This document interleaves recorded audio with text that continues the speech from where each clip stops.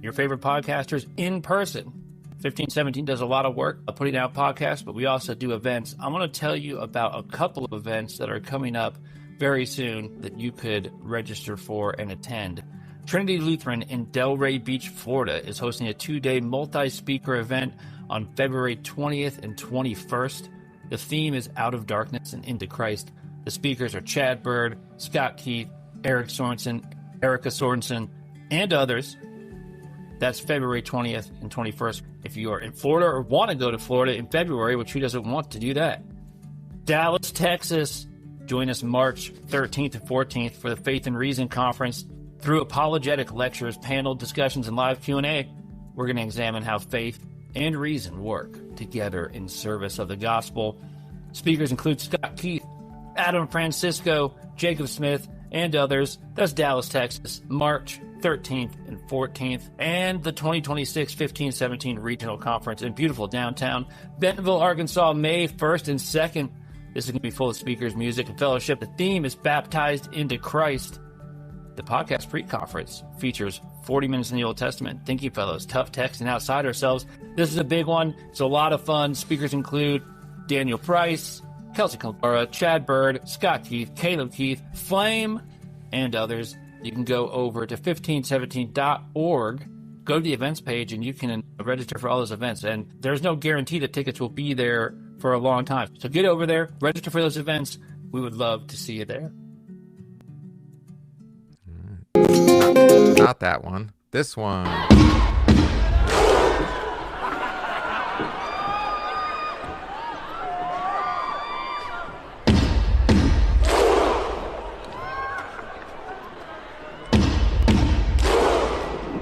Hey everybody, welcome back to the show. This is the Banned Books Podcast. We are a part of the 1517 Podcast Network. You can head over to 1517.org for all of your theological needs, articles, classes, videos, books. What else is over there? Courses. Oh, you did that. You did classes. Courses. Registration for upcoming conferences, as Dan Price just laid out for us. It's all there. It's a one-stop. And it's all like the gospel, free for you. Other than the courses, you got to pay for those. Right. But everything else is good to go. Do you have to pay for the courses? Oh, I don't know. No, I think the courses are free. You just have to sign up. Oh, well, the books aren't free. You They gotta buy the don't books. Yeah, you have to buy the charge books. for the books. There's actual physical, There we paper to pay to have it printed. You can do the ebooks are cheap though. Yes. So I've been doing a lot of the EPUBs, which are open then too. They're not linked to like Amazon or whatever. So you can put them in iBooks. You put them on your Kindle if you want. Yeah. Yeah. So those are nice. Plus they're searchable then. You can look at Perfect. because it's an open format.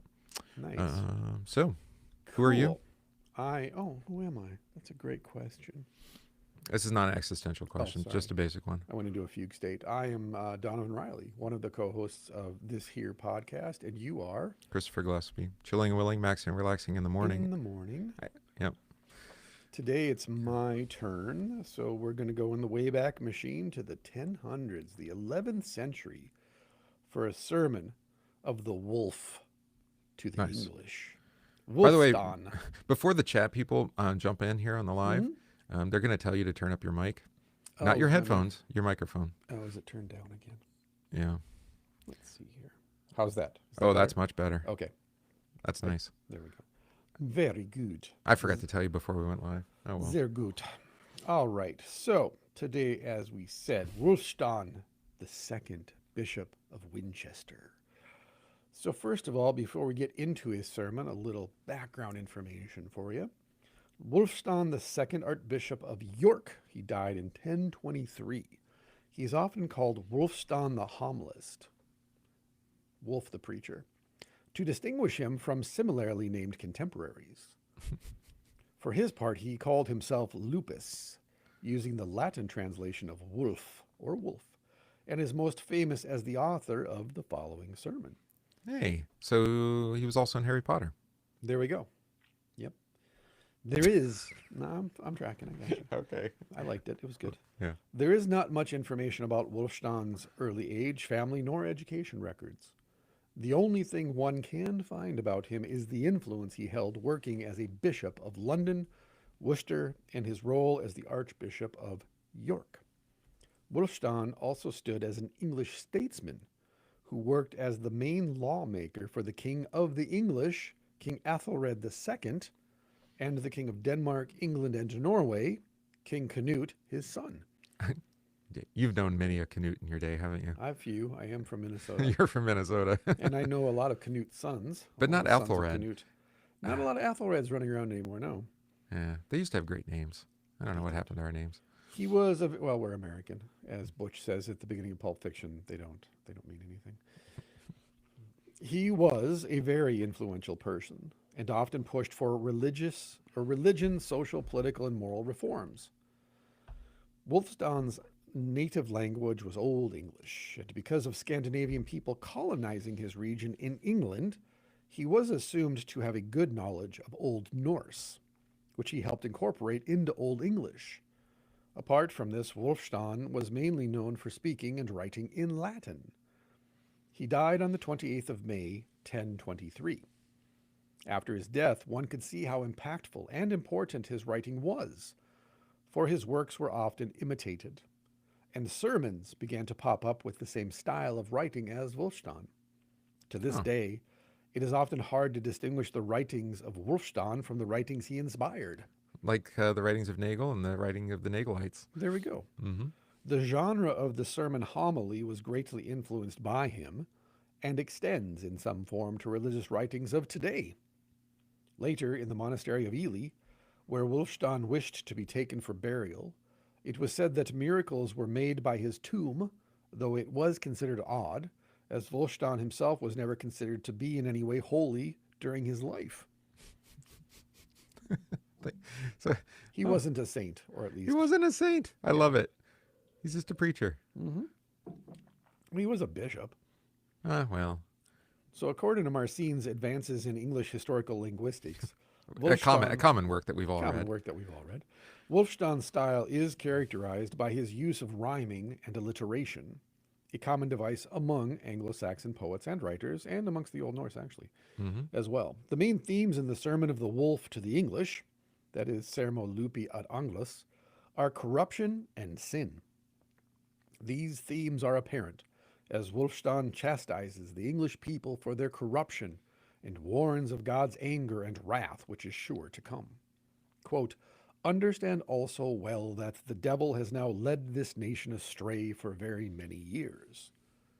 He sees that the devil has played a huge part in influencing the English to sin. Wulfstan also strongly believes that the people need to repent, as God is extremely upset and disappointed by the people's actions on earth." That's just every preacher and father. Exactly. That's why I wanted to read this as. This is like, you guys are disappointing. That's right, exactly. Oh, I love it. For many years... Sorry, I have to say one other thing before, Yes. so I get it out of my head. Yeah. It's also silly. Every time you say Wulfstan, I can't help but hear Wolfenstein. But anyway, or Wolfenstein. Frodwick Frankenstein? Well, you know. Yeah. Yeah, going around and shooting the monsters. Yeah. Right. Anyway, I'm dating myself. I know. Rammstein. 3D. No, Wolfenstein 3D, right? Yeah, Wolfenstein 3D. That's Okay. right. Yeah, yeah. Or was it Stein? Or is it Steen? Bernstein. Nobody knows. Mandela effect, yes. Mm-hmm. So according to Marcine's Advanced English Historical Linguistics, that's all there on the table. For many years, the Vikings traveled all over Europe, marauding, because that's actually what the word Viking means, kind of pirate, marauder, the coasts to take people with the intent of selling them as slaves, as one does. They would cause mass destruction and murder for those who tried to stop them. England was no exception during these tragic times. In 1005, Northern Europe suffered through famine, allowing them a short period without attacks. Still, soon after in 1006 through 1012, the Viking raids were devastating for a greater amount of the regions in the country of England.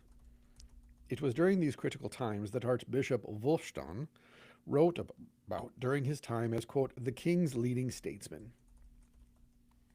So, Wulfstan begins his sermon by directing himself to the English people and letting them understand that because of the circumstances that the world is under at the moment, the world is going to see its end real soon. Sermo Lupi ad Anglos takes its time to list out every single crime or sin that has put the people into the position of conflict that they are currently facing. The reasoning in the sermon is that the people have been far too loyal to the devil, who one could assume has been leading the people to commit these sins, that every day has drawn them farther away from God and his ways. Wulfstan believes that the pain, suffering, and destruction the English people are going through has been well deserved, that it is God's punishment for brushing off his own laws and teachings. Wulfstan wrote in his homily a reflection on all the frustration the English people had during this time because of the defeats they had faced relentlessly. In some parts of his sermon, he points out that corruption could be responsible for angering God. Sins such as murder, theft, adultery, and many more. He urges the people to take responsibility for their crimes, to listen to the laws of God, and not to betray God's word, as it may not be too late. This is an interesting just point from the introduction. Yeah. In regards to being specific. Yeah. And we were talking about this before we went live, and talking about surrealism and how it reveals the human heart. If it has value, that's what it does. Yeah. And but in very specific kind of ways, the ways that sin breaks out in the lives of people. Right. But what I grew up with anyway, and I think what I've experienced mostly from preaching, and probably myself have fallen into that, is to just speak very generally, like in terms of the Ten Commandments. Right. But not with the kind of detail that even the Small Catechism's explanation of the Ten Commandments gives. Right. Well, we've been doing Small Catechism on confession this week, and it is really remarkable how direct Luther is. On, consider your place in life according to the Ten Commandments. Correct. Right. It's not just vocationally, but then you've been hot-tempered, rude, or quarrelsome. Right. And so I always prompt the children. I like doing this. It's like, so what's your answer to those questions? And they're like, Right. Yes. Yes, Right. exactly. That's the answer, right? Have you stolen, been negligent, wasted anything, or done any harm? And Luther is, but even that's still a little bit general. You know what I mean? Like, or if you do deliver us, the second commandment, right? Misusing the name. It says, well, satanic arts. Well, Right. what do you mean by satanic arts or witchcraft? Yeah, we have fun with that one. Well, right. So, but in preaching, to be that kind of specific, and I think we were talking about not having a shared culture. Maybe we do in regards to sin. Like there are predominant sins culturally, that mark eras or times. I mean, we've mentioned pornography. Well, we were talking about that. Yeah, that's a really broad conversation, because then you're talking about a culture founded on degeneracy, Yeah, I know. profanity, and literally to degenerate, to unbegin, to be ungenesist. Yeah. And so then your culture is degenerate, which is why we've allowed monsters into our houses and into the public square and to rule over us. That's why we go into the underworld and go, where are we going? And it's interesting, though, in the story of Psyche, when she descends into the underworld, one of the restrictions / requirements is that she has to carry a gold coin in her teeth. And the symbolism of it is, one, she's breathing on it, obviously. So she's breathing her life onto the coin. She's wrapping her breath around this coin that she has to carry because she has to pay the ferryman to take her. And so there is this profound depth to this seemingly, fairy tale act, so to speak, is, yeah, this gold coin is to pay the ferryman, but you can't carry it in your hand or in your pocket. You have to carry it in your teeth. And it has to be imbued with your breath. And of course, when you descend into the underworld, into the realm of the dead, what is everybody hungry for? But you have it and you don't have it. I mean, Right. that seems to be part of it too. Well, Like, that's, Havel, right? Breath of breath. It's something transitory and not solid. but you like can't consume it, Yeah, right. even That though too. it's in your mouth. Well, this is interesting because it ties into the parable of the fish and the talent with Jesus and Peter. And as Oh yeah, Capon pulling the says, fish out. Yeah. this is kind of a living parable, not so much a story, where he's like, go ahead, go grab that fish and open its mouth. And it's all about paying taxes. And so you have this physical, this literally the encounter the parable encounters you because there's a coin in the mouth of this fish, which is the fish and Jesus' word, and the coin is like deeply, obviously symbolic. And we could spend an hour just on that one image. But there is this point then of, if your quote unquote culture, and by culture we mean a set of behaviors, cultus, a set of behaviors. Right. That means then that your behaviors are, and the behaviors you then teach your children, who then teach it to their children, and so on generationally, is to move further and further away from Genesis, further and further away from your beginnings. And yet, in a Christian sense, the only way to be restored to your beginnings is to pass through the underworld into paradise. You have to go through death into life. And so at the same time then that the world is dying, it's also then being reborn. And it's being resurrected, it's being raised from the dead, so that it can be, because Paul talks about this in Titus. Baptism is a regeneration. It's a regenerating, a regenesising. Right. It's new lifing, yeah. And so if the church's culture is degenerate, or the church's culture says we are going to pass over or generalize or talk around specific sins, you are participating then in degeneracy, because you're not saying to your people, when you enter into the liturgy, when you enter into God's house, you are being regenesised. You are being returned to the beginning so that you can live now in hope of what the end will be. Yeah, I preached on this on Wednesday in regards to Jesus when they're arguing about who's the greatest, and he sets the child in their midst and says, you know, you must become like a child. Right. And, you know, we don't understand exactly, I think, because we think of, well, one, our concept of children, thanks to the Reformation, we have a much higher view of children than they did in the ancient world.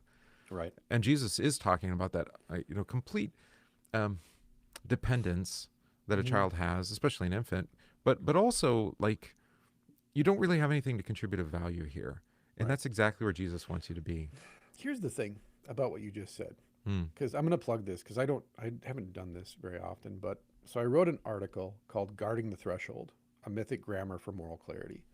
It's on Substack. It's free. You can It was this week, right? Yes. Yeah. I wrote it at the beginning of this week. It's in response to something that we don't have to wash that dirty laundry in public, but it's in response to something, and many somethings actually. But it looks from the perspective of the oral storytelling tradition and folk tales, fairy tales, myths. How are children viewed in stories? Oh, I didn't read it yet. And it sounds like we were on the same wavelength here. One of the things, one of the central themes is this. In the ancient world, no one would abuse a child unless they're a monster. And they would be understood to be a monster. Yeah. So as quote unquote, as high of regard as we treat our children, the level of human sacrifice and the level of child abuse that goes on in our culture is unprecedented. What are we at in the last 5 years? 300,000 children missing? Way over that. That's just the recorded ones. And that's not including Native Americans. That's Indigenous those who came peoples. across. That's 300,000 children that came across the border that we don't have any knowledge where they are. We don't know where they're at. Right. I mean, 300,000. That's scandal. Right. Well, this weekend's the Super Bowl, #1 human trafficking weekend of the year. Yep. Yeah. And so, in a sense, they didn't treat children like children. That's more of an invention of the Middle Age, of the Reformation. Read Neil Postman on that one. Right. But as far as how we treat children, we're way more monstrous. I think it's called Disappearing Innocence, I think is the name of the Postman book. Is that right? Something like that. Or Disappearing Childhood, maybe. Disappearing Child, because I always mistake it. I always mistake the title for like the invention of childhood, but that's not it. No. But anyways, but there is that is his theory. Right. Is that there is that intermediate state between, you know, that's created by the Reformation. Yeah. And so what ends up happening is we try to explain away, and again, psychologize as mental illness, something that the ancient world understood is, no, you're a monster. That's what you are. Yeah, there are monsters living under the bed. Because no one would treat a child that way other than a monster. And so the reason is every ancient society, even if they turned against it, like with the Aztecs or the Incas and human sacrifice, or even cultures that sacrificed virgins, the old stories are at least unanimous in the sense that children don't belong to themselves alone. They belong to the people and to the future and to God. And so to harm a child is not only a personal crime, it's a cosmic rupture.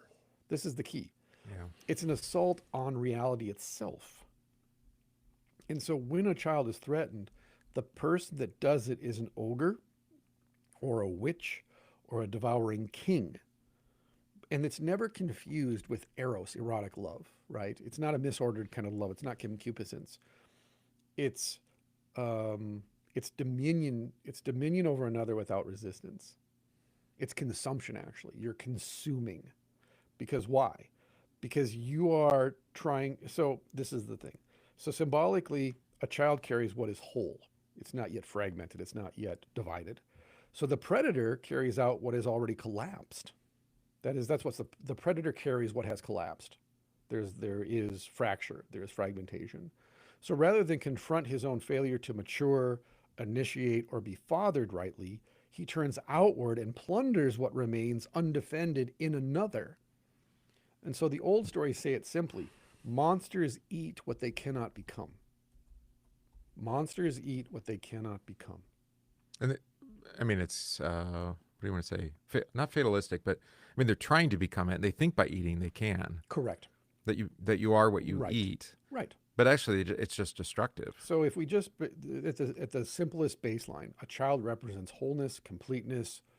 Then why would you eat? Because you are not whole. You are not complete. And so you consume in order to become, like I said last week, and I'll say again, you become what you focus on most, which I could put it in this language: you become what you consume most. Focus is just another word for consumption. And so if all of reality is going out and coming back in, every story is go out, come back in. It's processing and then compression. Every breath goes out, comes back in. Every relationship goes out and comes back in. Everything you do in life, literally everything is, I'm going to go out and I'm going to come back in. That's every story. That's every human life. That's everything that our body does. And so you'll notice then what Jesus says. It's not what goes into a man that corrupts him. It's what comes out of the heart, right? And so whatever goes out into the world and wanders is looking for a way to get back home. And that's really what the Christian church is offering then is, when you come into this place, we are telling you, here is the path straight and clear. Here is what Jesus did to open the doors so that you can get back home. Mm-hmm. Your beginning is so far, like I said in my sermon for this Sunday on the seeds remember Eden, even though you don't. The ground, the virginal ground, was despoiled by Cain spilling Abel's blood. Like, that's the immensity of that, the cosmic event that happens when Cain kills Abel is the virgin ground. That's why the ground won't produce seed for him anymore in the same way. It'll fight him because he despoiled the virginity of the earth. Yeah. And of course, this is what every environmentalist wants to fight over, which is we are raping Mother Earth. It's like, again, you remember somehow innately there's this cosmic event that occurred, that this happened to the earth. Well, think about a child that's been abused and how they've been fragmented and fractured, which is psychological language. They use that in psychology too, to be split, to be fragmented. And you have half of an adult who's a child still. They're trapped in that moment. And the other half attaches itself to the personality in the house or whoever it was that defended the abuse. That's the fragmentation. So one side says we can't confront this because I'm still 8 or 4 or 13. And then the other side wants to explain it away to protect the child from the reality of the event. This is why they're fractured. That's why they struggle with relationships and other aspects of this. So to bring it back around then, if that's the culture, it's that if that's the agreed upon behaviors and rituals and so on, you're so far away from reality at that point. You're so profane. You're so far outside the temple that, yeah, it is a culture, but it only leads one direction at that point. Yeah. It's a death cult. So to get back to Wulfstan then, and being very direct. Yeah. I mean, the problem is that that's often received as very personal. Well, that's why I wrote what I wrote about stories, because it's not confrontational, but it's obviously confronting people with reality. We're going to end up reading Postman next week. I should say that just now. Okay. Because he makes this argument in another book that you can't teach children without narrative, without story. Yeah. Oh, does he? Yeah. Okay. Yeah, it's a big emphasis for him. Nice. Yeah. So because we're trying to teach, like, like it's one thing to try to teach economics in an abstract, but like to Yeah. teach economics, you have to give them a story. You say, Right. well, you have this and I have that, and you create a narrative, right? And Right. and then maybe they begin to understand something about it. But see, therein lies the problem. You just named it. You're creating the narrative. The narrative's not coming to you. Yeah. It's time bound, not timeless. Well, I mean, I think we have timeless stories that we tell. No, no. What I'm saying is, so there's two kinds of intelligence. There is vertical intelligence and horizontal intelligence. We call it chronoskull, kairoskull. That's the way shorthand I use. But really, what I'm saying is, okay, the flat stories are time bound. Right. Those are the story problems. The vertical intelligence is timeless, kairos. So time bound stories are, well, I'm gonna describe economics, modern, current, contemporary economics with story. Right. That's a time bound intelligence. That's a horizontal intelligence. That's not vertical. Because we know that in heaven, that's not the economy of heaven, because we just preached on the economy of heaven last week. Right, we did. That's the right. parable of the vineyard. So that means then that there's going to be a conflict around so the parable of the vineyard is a timeless economy that conflicts with the time-bound story. Well, explicitly it is timeless because you have first hour, third hour, sixth hour, ninth But that's hour, what I'm saying, though, and is it's that irrelevant. we have to create a story to explain our economics. That's time-bound, not timeless. So therefore, it's flat. So this is getting to the question, though, in that, because a lot of what I think, at least what I'm trying to do, what I think I'm actually called to do is to do the timeless, is to present the timeless as the greater thing. Well, exactly right. You're saying this is reality. This is the truth. Like I could tell you this the is benefits of marrying and having children, just societally, or obviously economically, or whatever, right? There's tax advantages or some really callous and almost degenerate, right? Because it's all like that's not why you marry, and people know that. And then you could say love, which is higher, right? And then like Paul says, it's Christ in the church. Like you are a living confession of the love of God for His people. You're like, what? I don't think of my marriage that way at all. Well, it doesn't. That's because you're thinking like shallow, I guess is what we would say. Well, think about it in terms of like what I just talked about was, if you consume timeless stories, you will become what you consume. If you consume time-bound stories, you will become what you consume. Yeah, anxiety. And so you see driven, people. Well, you see people that consume politics all day long, every day, right? And Been then there, done that. And so you see the loop, though, right? It's kind of a feedback loop, we call it, which is you become what you consume, and a politician. Yeah, essentially, yeah. Right? At least cosplaying as a politician. But it's a warped version of the true polis, the true political, right? The true politicus. That is the care for the city and the care for the family, the society of societies, like we read about with Same thing with economy. And 100%, right. Yeah. And so if you consume heaven's economy, you will become more and more out of step with time-bound economies. Right. Because, and again, like you said, it's not that you go, well, I'm not going to participate and I'm going to create my own, currency with pine cones. No, you're still going to be vocationally in the world. This is like the question that people ask about, like, Abraham had a lot of money and a lot of flocks and a lot of everything, and yet he was still a godly man, a righteous man, right? And so it's like, well, I thought, but Jesus says it's easier for a camel than a rich man. And it's like, but you're missing. Where is Abraham's focus? Where is his attention? When the three men come? Yeah. I mean, anytime he's hospitable. Yeah, but he also knows who they are. Well, I know that. That's what's crazy. Yeah, but he's generous, is my point. Yeah. It's like he doesn't hold on to anything that tightly. Right. Because there's always more. Right. That's his understanding of who his God is. Who's generous and blesses. Right. Yeah. And so he lives as if. Like he doesn't need to hold on to anything that tightly. Right. It is interesting until it's not until the exile that they're really all that concerned about living in Canaan. Jacob doesn't want to leave, I guess, but but for the most part, it's like that land was promised to you, and you're not that concerned that you don't have it yet. Yeah. No, they're not really. So anyway, so I'm thinking about this with this what the commentary is about Wulfstan's sermon, which we haven't read yet. Can you speak to the lower thing that's apart from Christ, right? That's what he's talking about, the evils that you're following after the devil, the lies, or degeneracy, the word you used before. That's a good word too. you speak to those specifically, can you, Mm-hmm. without actually distracting from the gospel, right? The greater things. Because people do get hung up on it. Yeah. You know what I mean? Yeah. Yeah, in Well, preaching. I think you and I would both say, what's getting in the way of Christ being there for you? Mm-hmm. Right. And then we would name the specifics. So, especially one-on-one, let's say you're dealing with an addict, for example. And Yeah, they're that's saying, different. That is I different. want to get to church. I really do believe, but I just can't kick the dope.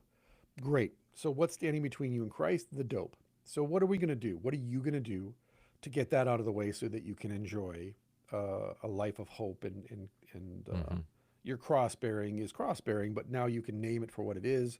You have this thorn, this addiction. Are you going to go to rehab? Are you going to go, like, what are we going to do? Right. Right. To be a dope That killer. doesn't bar you from heaven, No. but at the same time, it does infect the relationship you have with, and again, you're consuming horizontal intelligence. You're consuming liquor that isn't going to lead you to Eden, versus if you come to the table and consume the chalice with the blood of Christ, it will get you there. Yeah. And so we need to shift you away from this path to this path, because that's the grace coming in. Right. And I guess that's the problem with what I expect to be more prophetic kind of preaching. Sure. In a sense of, judgment is coming. The kind of negative Well, I did prophetic. this a couple weeks ago during announcements. These things happen when I'm at the altar. It was like, you need to address this, because I have members who live in Minneapolis, a couple blocks from where things are happening. Sure. And obviously everybody here is concerned, and are they going to come into our church? And I'm like, no, we're small and irrelevant and no one cares. But let's say they did, right? Yeah. And the Lord's like, you need to address this. So during announcement, I said, okay, I need to tell you about these two stories. And I publish this on Facebook and stuff, the two stories. They're both stories of blood, right? And obviously one's about, I said, the oldest of all the stories, the most ancient of all the stories about blood is about the blood of the Lamb and how this blood heals. And then there's another story. It's ancient, but it's newer, and it's about the blood of brothers. And how The blood of Abel. Yeah. Yeah.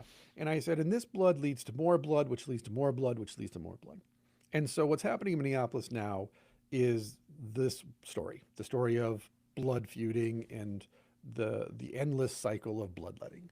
I said, so really, if we want to do anything, we need to pray that those churches, by the way, would march through the streets. They would process through the streets of Minneapolis with the chalice and the host and announce, we can heal all of this. We can bring peace and reconciliation between all of the sides around this cup of blood that has been shed by the Lamb since the foundation of the world. But if you reject this, there's just more bloodletting. And people were crying because, one, I addressed it and they're worried about it. It's on their hearts, right? They're talking about it outside of church. But number two, I told them the story that's biblical, it's faithful. It's, again, here's some vertical intelligence. Here's the blood.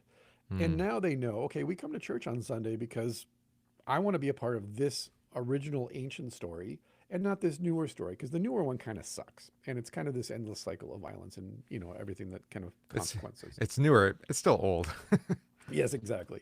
Yeah. But it's to know that, okay, this isn't forever. And also, ultimately, this isn't the greatest story. And so all the people around you, they're living in a flattened reality. They're living in a time-bound story that's blood upon blood upon blood, which kind of seems eternal in the sense that it just seems to keep perpetuating itself. Yeah, just because it's the only story you've known, Right. doesn't mean it's the greatest story or the only. Yeah, and the so only story. I'm just saying, here's two biblical stories. And this one's a really big, complicated statement. It's really deep. Behold, the Lamb of God crucified it's cosmic. Yes. And so you can abstract that and make it a theory versus, let me just tell it to you as a very short 10-minute story, just hitting the wave caps, right? And weeks later, they still remember the story. That's the point, right? Yeah. The parable is a word picture. And so when you speak parabolically, you're just saying, here's a word picture, because we all think in pictures. Just talk to a child. And through that, then they can say, I don't really remember pastor's finer points, but I do remember the story about this brother shedding his brother's blood and how that never ends, and about how Jesus' blood can heal. Good. So why do I go to church on Sunday? Well, I want to be healed. And I want to live I want to be able to forgive my neighbor when I disagree with To them. take that healing out. Yeah. And I want hope. Extend it. So that's the point, though, is Good stories don't get psychologized, they don't get internalized. Rather, they encounter you and then they change you. And the only way we were talking about this beforehand is you have to be a student. You can't be the teacher. You have to be a constant student in the sense of, what do you have to teach me? To the Bible in particular in this Yeah, instance. yeah. And so, But also, I mean, also what to listen yeah. to the stories that are being told, Mhm. and maybe those stories are, I guess the word was degenerate. I like that word. Yeah. I'm gonna latch onto it a little bit. To Right, ungenesis. and Yeah. and that there is a, not necessarily a bigger story, a better story. Sure. Like, have you thought of, If you're an orphan, for example, mm-hmm. and let's say you don't know who your parents are, well, then you may not know how to find your way back home because your Genesis story, your creation myth, There is is no home. I don't have one. Yeah. I have been ungenesised. I don't know what it was like to live inside the walls of Eden. I've only known what it's like to live outside of those walls. And so I've had friends who were adopted, and that's like my friend Andy at the gym. We talk about that. He's Korean. He was adopted, him and his sister, and there's this sense of, well, I'm not Korean. I don't have any ties to Korean culture or the country of, or a family that's Korean. So I don't have rights. I don't have language. I don't have a culture that's Korean. I have a very upper Midwestern Minnesota culture. But yet, to look at Irish Andy, as I call him, he is clearly Korean, and his sister is. So I've talked to him about that because I want to know from his side of the table, like, what is it like to be an orphan and to grow up without other people around you who look like you, who give you, hey, this is where we come from. These are our people. Here is what we eat. Here is what we talk like. Here are our, the things that we share in common. What's that like to always be an outsider where you're at? Mm-hmm. And it's very interesting then, because on the one hand, he has very loving, kind parents. And so he has home, but there's still a part of him, even though he's in his late 30s, there's still a part of him that's homeless. It's rootless. Right. Because he looks in the mirror and he looks in the mirror of his family and goes, well, I'm not actually from you, but I'm a part of you. And likewise, then we encounter this on another level when people come into church who don't have a church or left another church.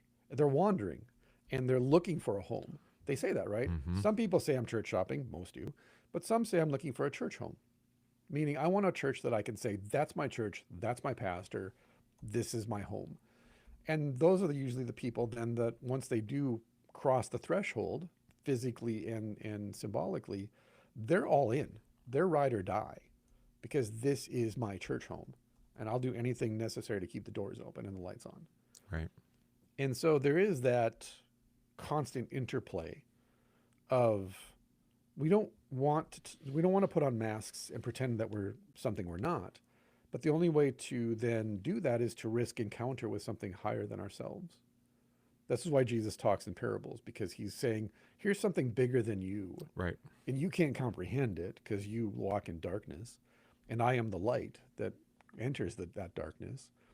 But yet when I tell you, I am heaven, I am, and everyone's like, I don't, even his disciples, his friends are like, yeah, I don't get it. I am the door. I am the sheep. You're right. You're like, I don't, like, how?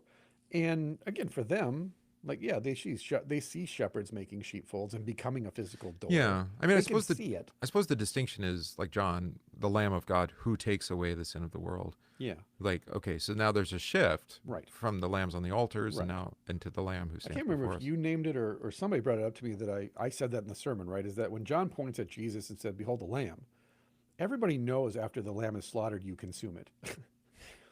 It's like, yeah, like he's from the very beginning, even before he was baptized in the Jordan, it's understood I didn't say that, but I do like it. We're going to consume this guy. Yeah. And so, yeah, and again, I've been preaching on that text for 2 decades now or more. And it was just this year, the Lord's like, hey, you're missing a key detail. This one clause. The priests eat the lamb. Yeah. And I was like, oh, shit, I've never, oh, yeah. Well, it's the same with the showbread. They don't eat it on day one, but they eat it at the end of the day. And again, preaching the text as I had preached it previously, nothing wrong with the way I previously preached it. But when he goes, hey, you're missing a key piece. And then you add that in and everyone's like, oh, he's always been the consumed one. Got it. Okay. Right. Yeah. And again, it's not for further clarification. It's for deepening. And I think that's the thing is Our culture is shallow to the point of there is no depth to our culture. And to be confronted with something that is deep is to be confronted then with something that is very strange because it's unknown. And there's a mystery to that deepness. And that's scary to us because then we can't say, I get it, and then move on. Like I was saying, I don't know if again, you have so many conversations, you lose track of things, but I've been telling people, That's right. I've been telling people lately when they've asked, like about the one guy I talked with, I said, I want you to just read Genesis 1 for the next 3 months. Whenever you read the Bible, just read Genesis 1 for 3 months. Let it just have its way with you. And just maybe you only read the first sentence of Genesis 1 today, but tomorrow you read the whole chapter. And then the next day you get hung up on verse 5, right? Or you're thinking about, wait, the birds came out of the water. Right. And so you get hung up on little things, or these are the generations, whatever it might be. I don't know if you can do that sequentially. I mean, you'll find out. Yeah. Because it's an experiment here, but definitely if you come back to it frequently, Right. you know, maybe it's annually or something like that. Well, I'm just saying though, what we lack is people read the Bible and then say, well, I don't understand. It's like, yeah, because you read it and then walked away. Yeah. You're not sitting with it. And so I even said, so if you get to the point where, like, say after 3 weeks, you're like, I can't read Genesis 1 anymore. I've read it every day all the way through. I've practically memorized it. Okay, great. Now I want you to read Genesis through the Tower of Babel and stop. Right. Just read Genesis through the Tower 1 of through Babel. 6, yeah. That's all you need. Literally, that's all you need for your Christian You don't faith. get hung up on the Nephilim then. For sure. And God bless you for it. But I'm saying is we don't, even outside of the Bible, we don't sit with texts. No. Like when Nestigan and I would sit every summer for 3 months and just read The Bondage of the Will or just read the Greater Galatians Commentary every other summer. That was 3 months of us just sitting knees to knees, reading the text out loud to each other and then talking about it. And so I don't need to read The Bondage of the Will ever again if I don't want to, because I sat for 3 months for 7 years almost. Well, it becomes reading that integrated, with right? I mean, right. Because you get wrapped up in it rather than you trying to interpret it and comment on it, and you have theories of what do you mean here and what do you, no. So it has its way with you and it changes you. Right. And so if someone says, well, why are you the Bondage of the Will guy? Well, I didn't choose that. I never chose that. In a sense, it shows you. It chose me. Yeah. And it chose me because the way of salvation the Lord has chosen for me, my pilgrimage is through the bondage of the will and election. Well, through your teachers, though, who 100%. Who had that emphasis as well. Exactly. Yeah. Because for whatever reason, the knights that mentored me to teach me the way of chivalry were like, no, you're going to learn this because this is everything. This is the hinge. I mean, that's also tradition. That's the role of tradition. Yeah. Mm-hmm. Was to say, well, you're our students, so this is what we're passing to I you. am mentors. That's the key. Yeah. And nowadays, there's a real lack of mentors. There's a lack of elders in the village. Well, I think there's a lack of wisdom in general. So what would you even pass on? Correct. If you had, Right. you had the opportunity. Well, I see this within our circuits and our districts is we don't have, like you said, a kind of sense of these pastors are supposed to be the ones who carry around wisdom and then teach it to the younger people. I got to speak actually at the state youth conference in our friend Craig. I saw the advertisement. I was Oh, like, is there one? oh, I guess he's speaking I again. wonder what I'm talking about. I don't know. I have no idea. It's And quite the lineup. Is it? It's me and Chris Hull. I know that. Yeah. So there will be devastation. That's basically two guys that just wandering out of the forest. They're like, hey, you want to talk? Well, no, and I'm glad you said that because I was just thinking, Yeah. you know, I mean, this was the bard or the wizard or I mean, the fantasy shaman, literature, the druid, whatever. the shaman, the druid, right? And you don't necessarily know how they got it, like because there's not a strong sense of master and apprentice. Mm-hmm. I mean, they might have told you, but They were mentored. they were Mentor. Yeah, That's they how this were, works. and it's In passed. fact, on. It's right, passed on. The evangelist, getting back to Wulfstan, then the evangelist mentored the pagans into the Christian faith and then into the priesthood even, because those who said we want more, they said, "Come with me. I'm going to introduce you to some people, Right. and they're going to teach you the deeper mysteries of the faith." Right. And those are the ones that became the preachers, the missionaries, and so on. And so Wulfstan is a product of that. He's 400 to 500 years after, you know, the encounters are happening initially. And so now he's right on the cusp of the institution. What we I think we also have to note something else about Mhm. context, because I mean sometimes it's called the Dark Ages, right? Yeah, right. Yeah. And you know the sense is, I mean, these are obviously enlightened people saying during that time nothing was happening. Just to point out, the Enlightenment were the ones that popularized Right, this. that's what I just said. Yeah, Yeah, the smart people decided that these were dumb people, yeah, right. right? And you know, like in a sense, like we're pretty technological progress is stalled for 50 years for the most part Right. here. Yep. And you're just like, oh, well, the Wright brothers, you know, they're just kind of, you know, clumsily trying to make it. It's like, no, it was amazing. They had commercial air flight, not even within their lifetime, but like within like 10 years Yeah. of their first flight. Yeah. They're flying commercially. Right. You have no idea, Right. you know, how rapid of Well, it's things. the meme, right? If you go back and look at science fiction from the 50s, we were supposed to have flying cars. And then next to it is don't eat Tide Pods. Like, we don't have flying cars. We have to warn people not to eat laundry detergent. Well, it is fun because you watch some of these movies and like in the year 2010 and you're like, Mm-hmm. no, we didn't make it. Yeah, we didn't. Nope. Nope. Well, we all arguably didn't need to either. Because actually, to wrap it up with that point, when you are wrapped up in degeneracy, the only future you can see then is one of absolute nothingness. Yeah. That's why dystopian stuff is so popular. It Yeah. shouldn't be. It should horrify and actually scandalize us that the future we envision is awful. Yeah, Mad Max. Versus you look at the 20s or the 50s or even the 70s in sci-fi and fantasy, there were dystopian novels, Yeah, obviously. and that's why Mike Judge was right. Is Yeah. that or Wally would be another one where they're right. Is like Right. no, the dystopia is not like apocalyptic wasteland. Probably it's not a Right. nuclear apocalypse. It's nobody cares. Well, there's not a lot of hopeful sci-fi. Actually, there's very few sci-fi shows that are actually truly sci-fi in that sense nowadays. Because nobody can conceive of a future that's actually good. Which ironically was the Star Trek thing, Yeah, originally. and now it's turned into Absolute degeneracy. right. Yeah, Exactly. yeah. Yeah. Nothing gets better. No. Even if that's a false optimism, I'd still like we want hopeful Well, to stories. quote Trent Reznor, every day is exactly the same. Apparently the future is exactly the same as the present tense, just with cooler lights. How boring. Yeah.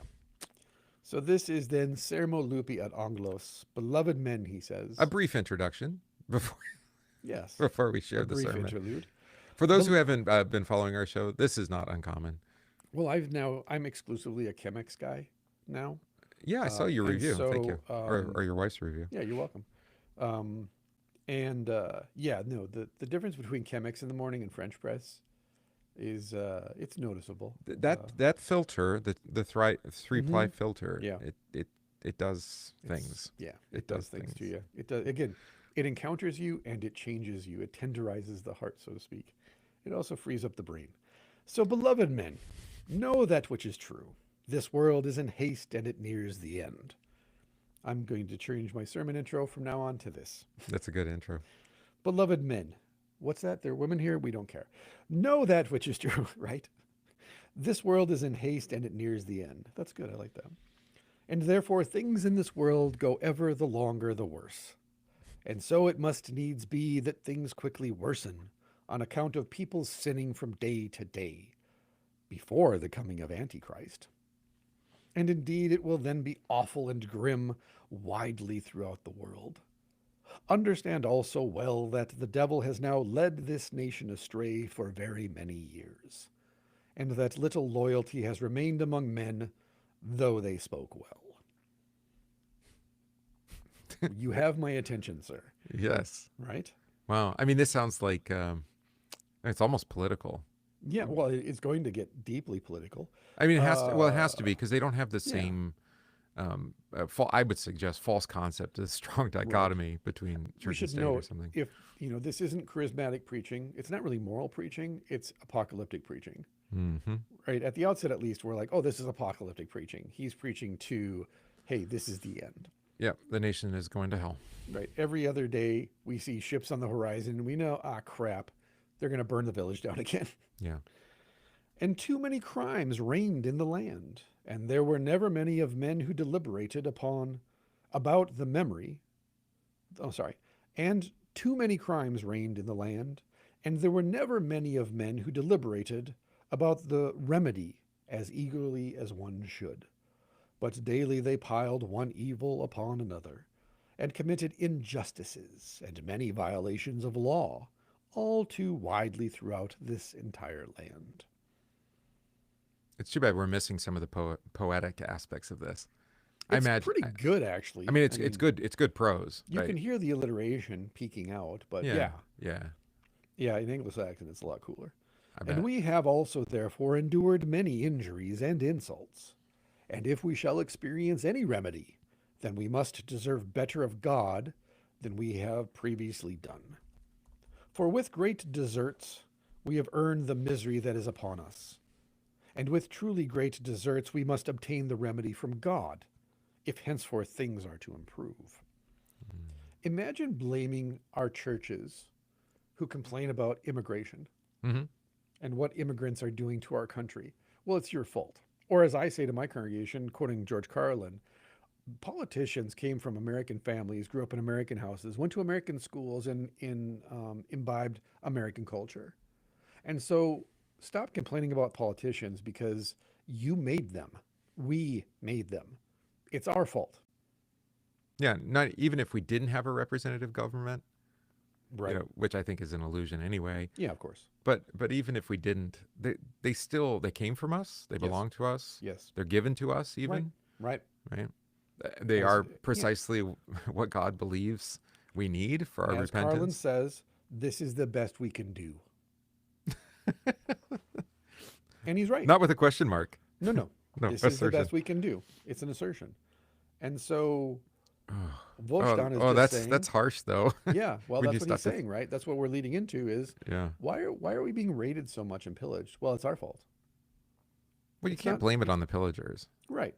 I mean, you can, but then now you're just victim. Yeah, exactly. Now you're victim. There's the Nietzschean, right? The victim mentality, Right. the moralism of pity. Yeah, I've talked about this frequently here. I think we talked about it on the show too. Just it's been in my mind. Is that it's sometimes called apathy, but it's also the do nothing. Yeah. And it's like, well, God's going to save us, Yeah. right? And we have the mimetic line, right? Yeah.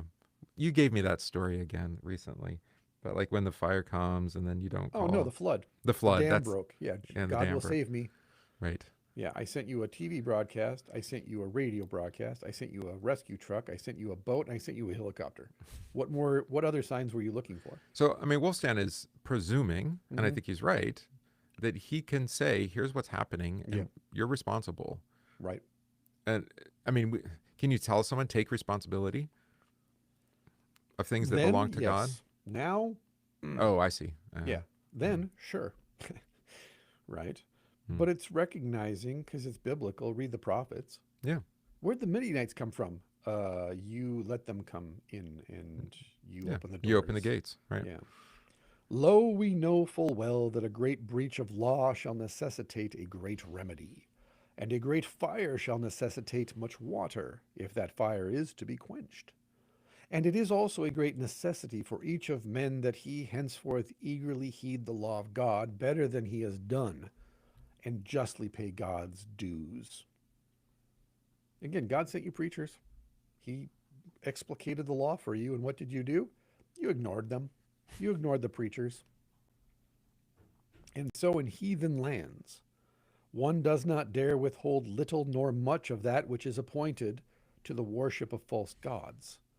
And we withhold everywhere God's dues all too often. And in heathen lands one dares not curtail, within or without the temple, anything brought to the false gods and entrusted as an offering.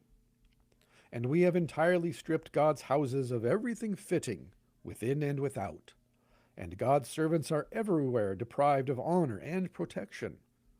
And some men say that no man dare abuse the servants of false gods in any way among heathen people, just as is now done widely to the servants of God, where Christians ought to observe the law of God and protect the servants of God.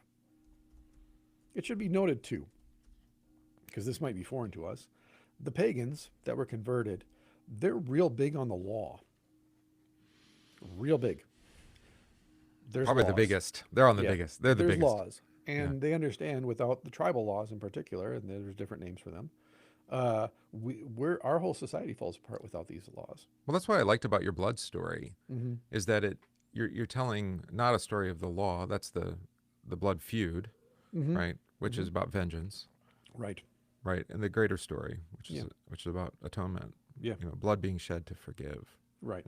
and not only to forgive individuals, but to forgive people. Right. Right. Now, I don't know where this is going to end up at, but I kind of do because I've read it before.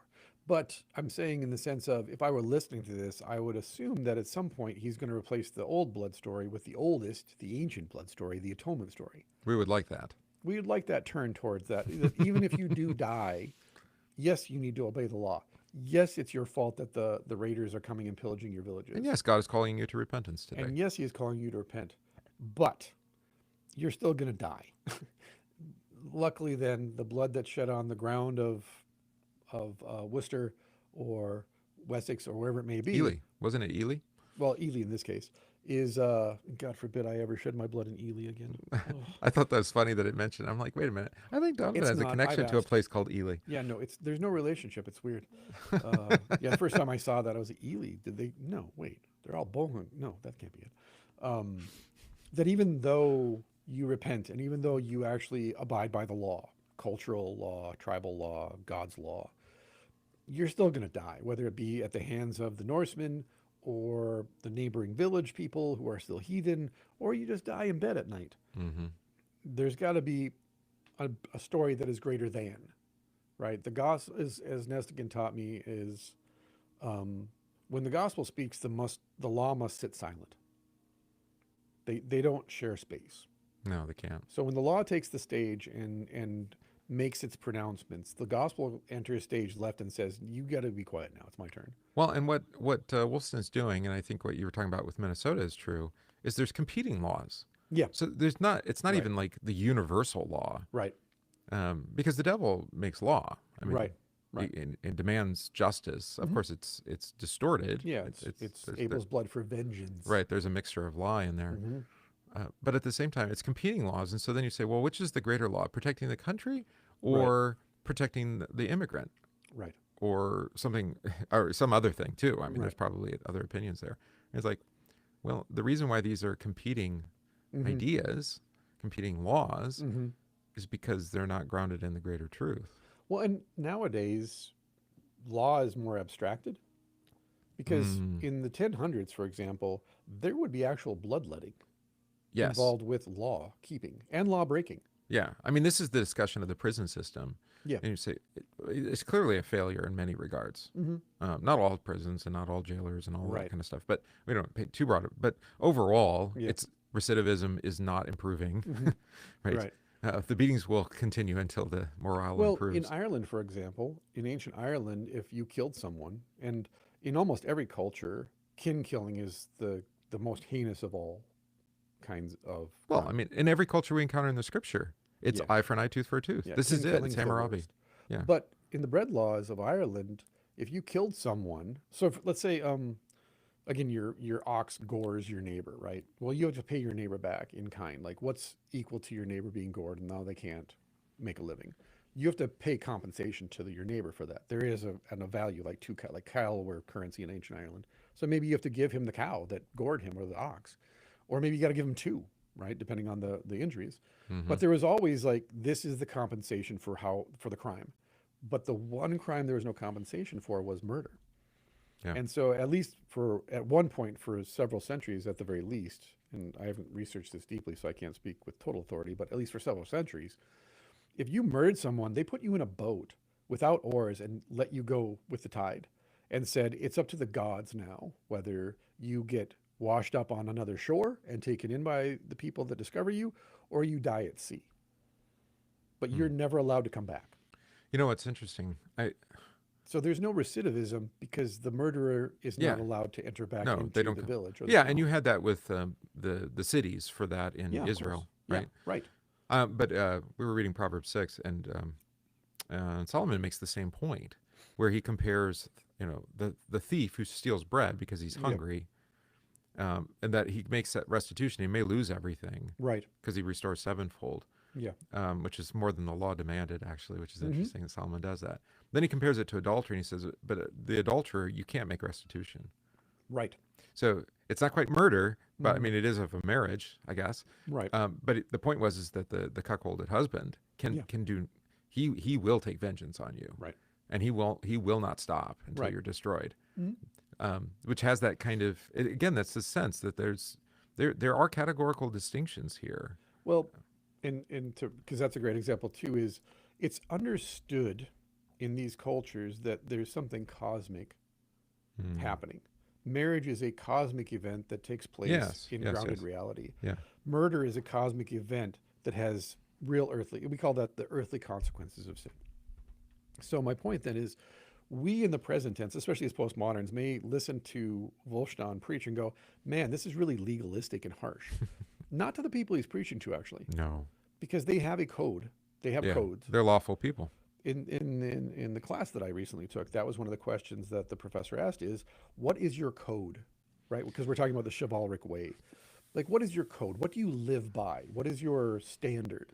Do we have one? I don't know. Well, that's the question. That's why the question is asked. Now, in the 1200s, the question isn't asked because there's codes everywhere. Yeah.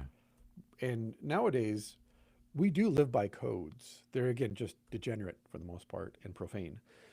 And vice is presented as virtue, and sin is presented as, your righteous cause or whatever. And so, yeah, we are in the upside down in a certain sense. And so I just want to bring that out, though, that when Wulfstan preaches this, yeah, they may say you're kind of being harsh, but as he points out, to quote actually Paul, he's kind of alluding to Paul, I think, which is like, even the heathens take better care of their priests than you do. Right. Well, like Paul does that with marriage too. Right. Yeah, right. they don't behave that way. But it is understood by everybody that Wulfstan is addressing, including himself, which is the laws are cosmic in nature. They're bigger than just this place that we're occupying right now. Right. And so there's much more at stake for us than just, hey, we're going to get pillaged again this summer. Like, no, this is cosmic. Like, something bigger is happening. Is that because they also have a we've talked about this with film, recent film, trying to present this era like with the Vikings or whatnot. Yeah. They present the interaction with the heavenly as being more real than we do. Well, I was just reading this week, is that your body is a miniature cosmos. They understood that. And so when you look up at the cosmos, that's a reflection of you. This is why they can say the sun and the moon are Christ and the church. It's a marriage.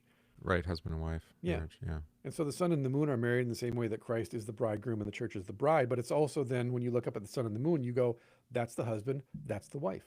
Well, what does the sun do? Shines upon the moon. Well, what does the moon do? Reflect the sun. Right. And so no one knows the Father except the Son. And the exactly. Yeah, okay. And so there's all of these layers of meaning going on. And so for somebody in, Norway, and someone in Ely, and someone in 21st century United States, one of these three people isn't looking up and saying, oh, there's me. There's the reflection of my body. There's a reflection of the Trinity. We don't look up and go, those stars are angels. They have souls. But Psalm 129 says that. I think it's Psalm 129. Well, I'm still struggling with the assertion you've made a few times, the virtues being angelic beings. Yeah, of course they are. But so They're then not things. When we look around and we say we lack virtue, what are we saying? We lack angels. Yeah. The messengers of God that bring those gifts, the spiritual gifts. Again, you're going to hear this. In the old stories, when the Fae leave, it's because, this is what's fascinating to me. So we tell stories about the fairies, and the fairies tell stories about us. We're the other world to them. So to put it in biblical terms, so that I don't go off in my area that I'm fascinated by and obsessed with, angels tell stories about us. And we tell stories about them. And the thing about in the oral tradition is when your life is no longer compelling, they don't tell stories about you anymore. And so the reason that the fairies left and you don't see them anymore and you don't encounter them is there's nothing compelling about our life worth talking about for them. Yeah. So they stay away.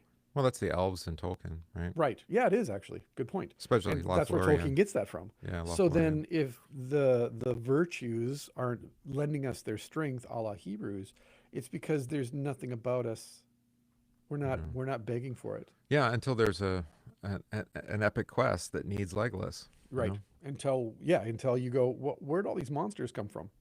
And who let them in? You did, as Wulfstan is saying. You let the Norsemen in.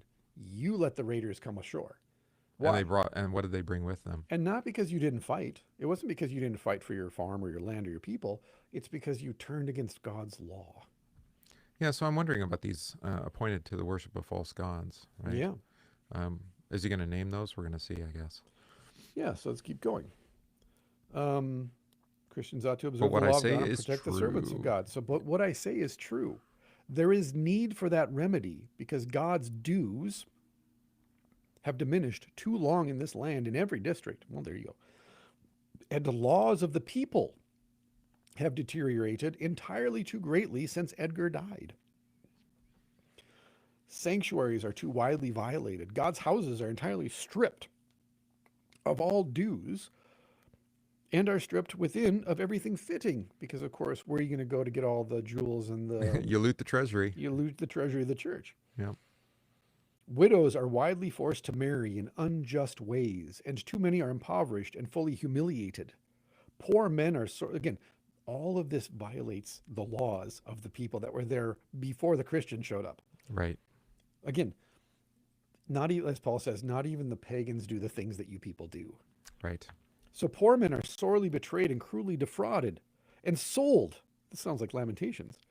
Widely out of this land into the power of foreigners, though innocent. Infants are enslaved by means, there it is, cruel injustices. We already talked about this. Widows. On account infants. of petty theft everywhere. So this is Lamentations, isn't it? This is Jeremiah. You sell people for owing you a debt over a pair of shoes. Nothing new. Yeah. Nothing new. So in the sense, it's not only apocalyptic, it's prophetic talk.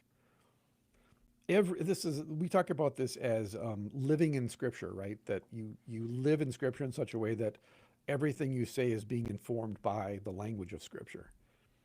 So the rights of freemen are taken away and the rights of slaves are restricted, and charitable obligations are curtailed. Free men may not keep their independence, nor go where they wish, nor deal with their property just as they desire. Nor may slaves have the property which, on their own time, they have obtained by means of difficult labor, or that which good men in God's favor have granted them, and given to them in charity for the love of God. So back to your original question, how specific? This is pretty specific. Yes, it is. Yeah, but they're specific, but it's also universally applicable. I was going to say this is very catechetical, to your point earlier about Luther's catechism being very specific, but yet not.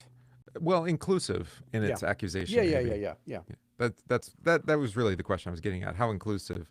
It wouldn't take you or I very much effort to take this and update it. Yeah. This doesn't require a radical overhaul to be like, I got to update this for 21st century people. Well, it's because what we call sinfulness is a universal condition. The human heart hasn't changed in a couple hundred years. No, it's an inherited disease. Yes. Right. Every man decreases or withholds every charitable obligation that should by rights be paid eagerly in God's favor. For injustice is too widely common among men, and lawlessness is too widely dear to them. Well, there you go. How many times in the last 2 weeks have you seen a video of people being arrested saying, why are you arresting me? Because you broke the law. But you can't arrest me. I'm an American. It's like, wait, what? What? Yeah. Like, no. Well, I was thinking about this, about the charitable obligation. Because we've done this. Yeah. Tithing your income, for example. Well, I mean, you could say it more broadly, like he does here. Yeah. You're obligated to care for your church, for your pastor. Yeah, I mean, love your neighbor. it's in the table of duties, right? Yeah. Right. Don't muzzle the ox. Right. This is not hard, but we like to. I like to do this. I just thought about my earlier example of being gored by an ox and repaying the debt. No, If you you're don't muzzled take care by of your it. pastor, your pastor will gore you. Well, it does. I mean, it can make him bitter. Yeah, for sure. Yeah, no, absolutely. Yeah, and that will You're affect right. his preaching. Yes. Yeah. The idea, though, I mean, we like to make accommodations for all these things. You Yeah. say, well, but we understand that you're on a fixed income. Yeah. Like, no, you have an obligation to support the church. I don't know what fixed income looks like. I don't live under Right. one. But Right. even if I did, it's like the church is still my responsibility. Mm-hmm. You know, Yeah. now what that actually looks like very prescriptively, and that's harder for me to do. I wrote about this, right? The tithe. Yeah, you did. It was interesting to me in the conversation, and this I'm sure is what actually led me to write this is, and everybody received it very well. I made copies and put that in the pews. Everybody Yeah, loved you told it. me that. Yeah. But what was interesting is I wasn't familiar with tithing your income as a tradition. I had heard of it, but never really looked into it. And then I looked into it and went, man, this is an old tradition. Like people just did this. It Yeah, was maybe not a normal. particular percentage or something, but yeah. But it is tithing your income in the sense of like what you make, a piece of that is broken off, usually 5%. And that could have been like looking back at our church records, 5% could have been you got 2 bags of wheat a year, you got a Sure. pig, you got 2 chickens, and then you got a certain salary, right? It was And some like, beer. Don't forget the yeah, beer. beer. Well, it was like $10 a year cash, and then yeah, you got all the other stuff. Yeah, exactly. And a house. But it was understood like, okay, we don't have cash You in our forgot the horse. well, sometimes that happened, and sometimes it didn't, depending on Yes. their how close they lived to the church. Actually, Right. but it was understood that tithing your income could actually mean not currency, fiat currency, Oh, but right, rather right. chickens Of course. and a cow, and because you need milk, we're going to give you a goat or a cow. Oh, you need eggs, we're going to give you a chicken. They would take care of you, but you would live then as the people that you cared for lived, Right. not hey, you're going to drive a Jaguar, but I drive a rusty old pickup truck. Right. So, but if it's a 10% on a yield, say, Yeah. Of a Sure. crop, Right. then if they're, who was it? Bill Sorla pointed this out to me a long time ago, because this is the rabbinical rule, is that you would have 10% of 10 families, then the rabbi would have Right. the same, he would have the median Right. income of Right. the community. It's equitable. Right. Right? It's not perfect, but it's equitable. But as I noted in what I wrote, tithing was tied to the harvest. Right. That's the point. It's the harvest that dictates, well, how much am I getting this year? Well, Right. you'll get what we get. Right. We still get that. We get larger gifts at tax time or Right. at harvest But time. I'm just pointing out that we don't have that. Like when I wrote about it and people then were like, where'd you get this from? Like, it's actually historical. Like it's been Yeah. around for a long time. Right. But I wasn't aware of the depth of the tradition. Now my congregation is, and still again, in the end, the New Testament says you give out of love, which is why I bring it up. Not out of obligation, but out of love. Right.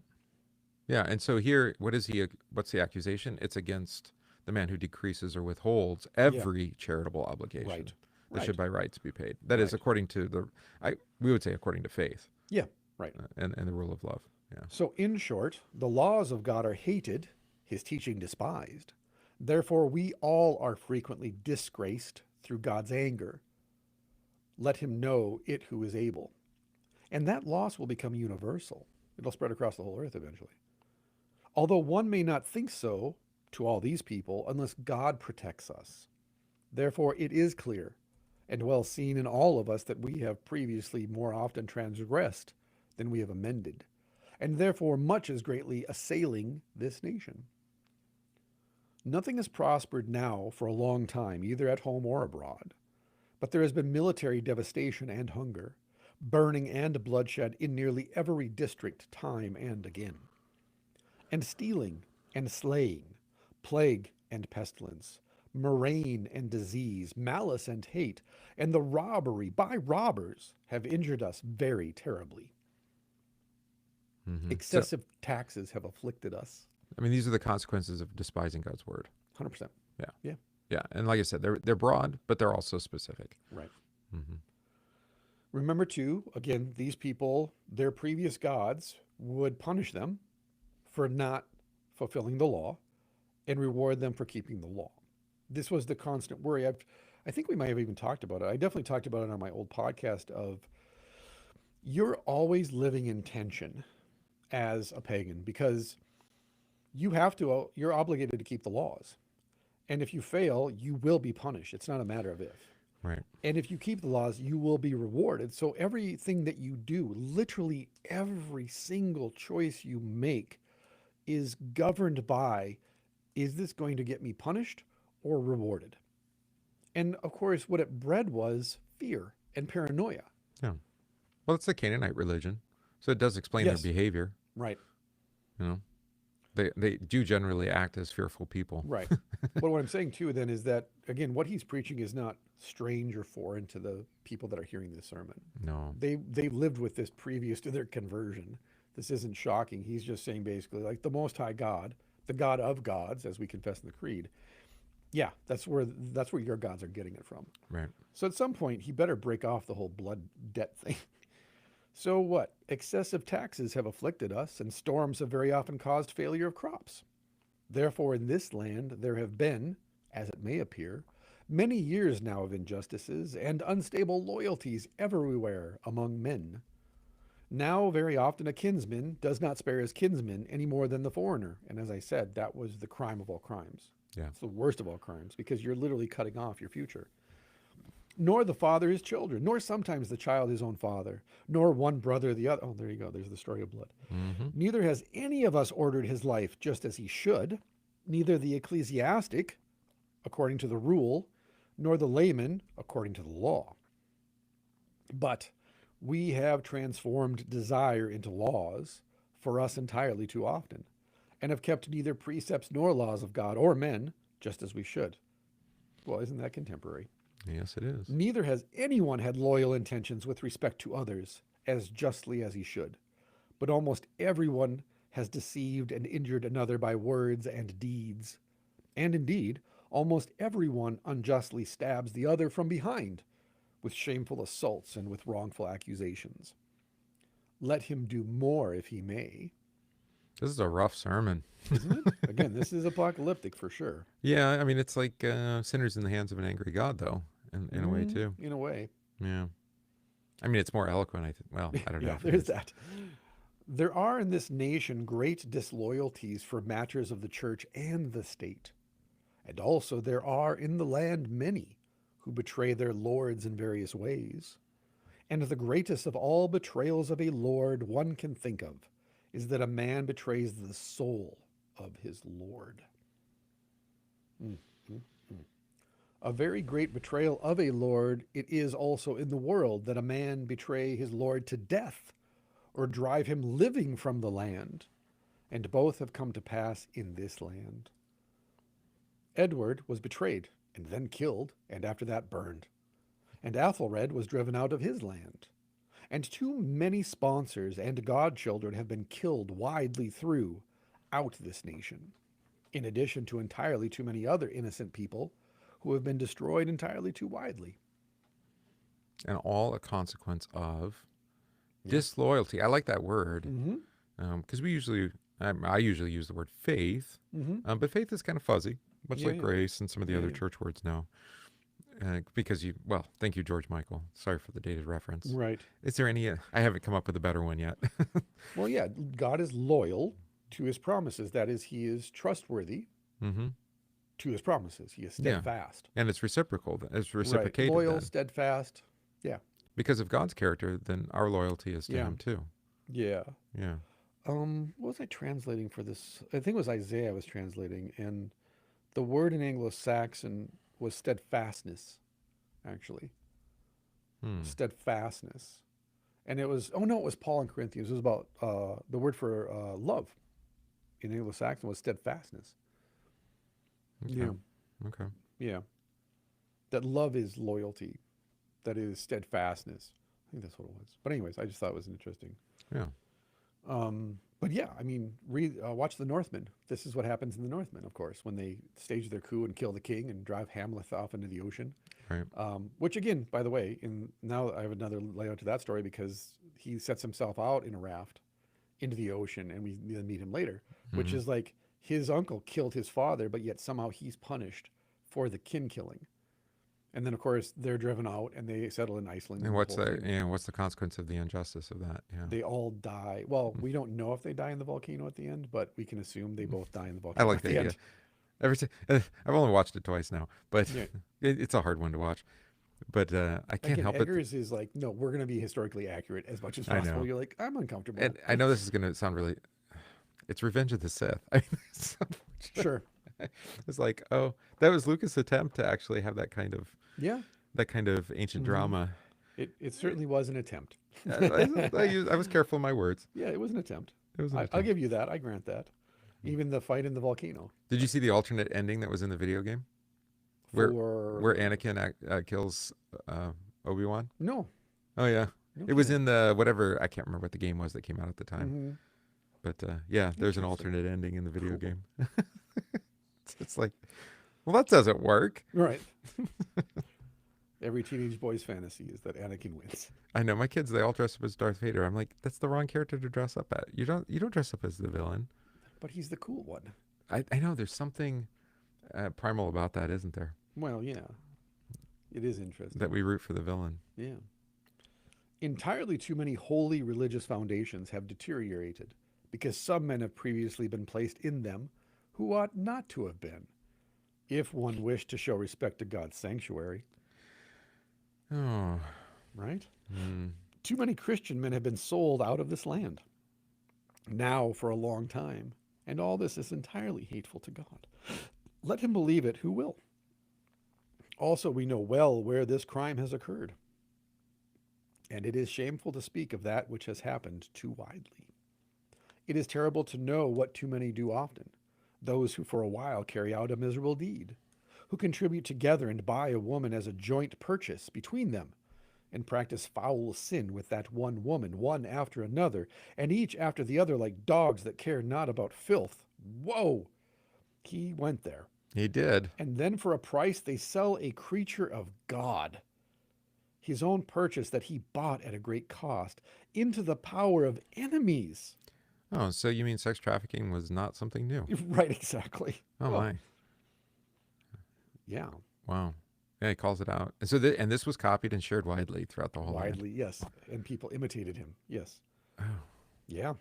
this is how you do it. Also, we know well where the crime has occurred, such that the father has sold his son for a price, and the son his mother, and one brother has sold the other into the power of foreigners and out of this nation. All of those are great and terrible deeds. Let him understand it who will. And yet what is injuring this nation is still greater and manifold. It's everywhere. Many are forsworn and greatly perjured, and more vows are broken time and again. And it is clear to this people that God's anger violently oppresses us. Let him know it who can. Let he who has ears to hear, let him Right. hear. Yeah. Again, as we were talking about off camera, is notice he leaves them without the one true meaning. He simply goes, this is what's happening. Do with it what you will. Yeah. That is, I'm going to just leave it there and let it have you. I'm not going to tell you, do this. I'm just going to let it have its way with you. Because you'll notice he keeps saying, you all know what I'm talking about. I don't have to go into specifics. You know who's doing this. And yet he does. Well, again, like you said, he deals in universals. But within that, he goes, and you all know who's doing this. Yeah, I mean, he's not calling out people by name. Yeah, because he doesn't need to. This is No. common knowledge. Yeah, right. And lo, how may greater shame befall men through the anger of God than often does us for our own sins? Although it happens that a slave escape from a lord and leaving Christendom becomes a Viking. And after that it happens again that a hostile encounter takes place between the thane and the slave, if the slave kills the thane. He lies without vergild paid to any of his kinsmen, mangold. Like, right, you killed him, so now you got to pay for it. Oh, I see. Yeah. Werewolf, man-wolf, vergild. Yeah. But if the thane kills the slave that he had previously owned, he must pay the price of a thane in gold. Well, of course, he can't pay that. Mm-mm. Full, shameful laws and disgraceful tributes are common among us. Through God's anger, let him understand it who is able. Oh, this is great. Not, It's good prose. I mean, it's just rhetorically fantastic. yeah, And again, yeah. the translation is good for what it is. it is good. Yeah. Many misfortunes befall this nation time and again. Things have not prospered now for a long time, neither at home nor abroad. But there has been destruction and hate in every district time and again. And the English have been entirely defeated for a long time now, and very truly disheartened through the anger of God. And pirates are so strong through the consent of God that often in battle one drives away 10, and 2 often drive away 20, sometimes fewer and sometimes more, entirely on account of our sins. and often 10 or 12 each after the other, insult the Thane's woman disgracefully, and sometimes his daughter or close kinswoman, while he looks on, he that considered himself brave and strong and good enough before that happened. And often a slave binds very fast the Thane who previously was his lord, and makes him into a slave through God's anger. So the whole hierarchy is being shaken to pieces. Yeah.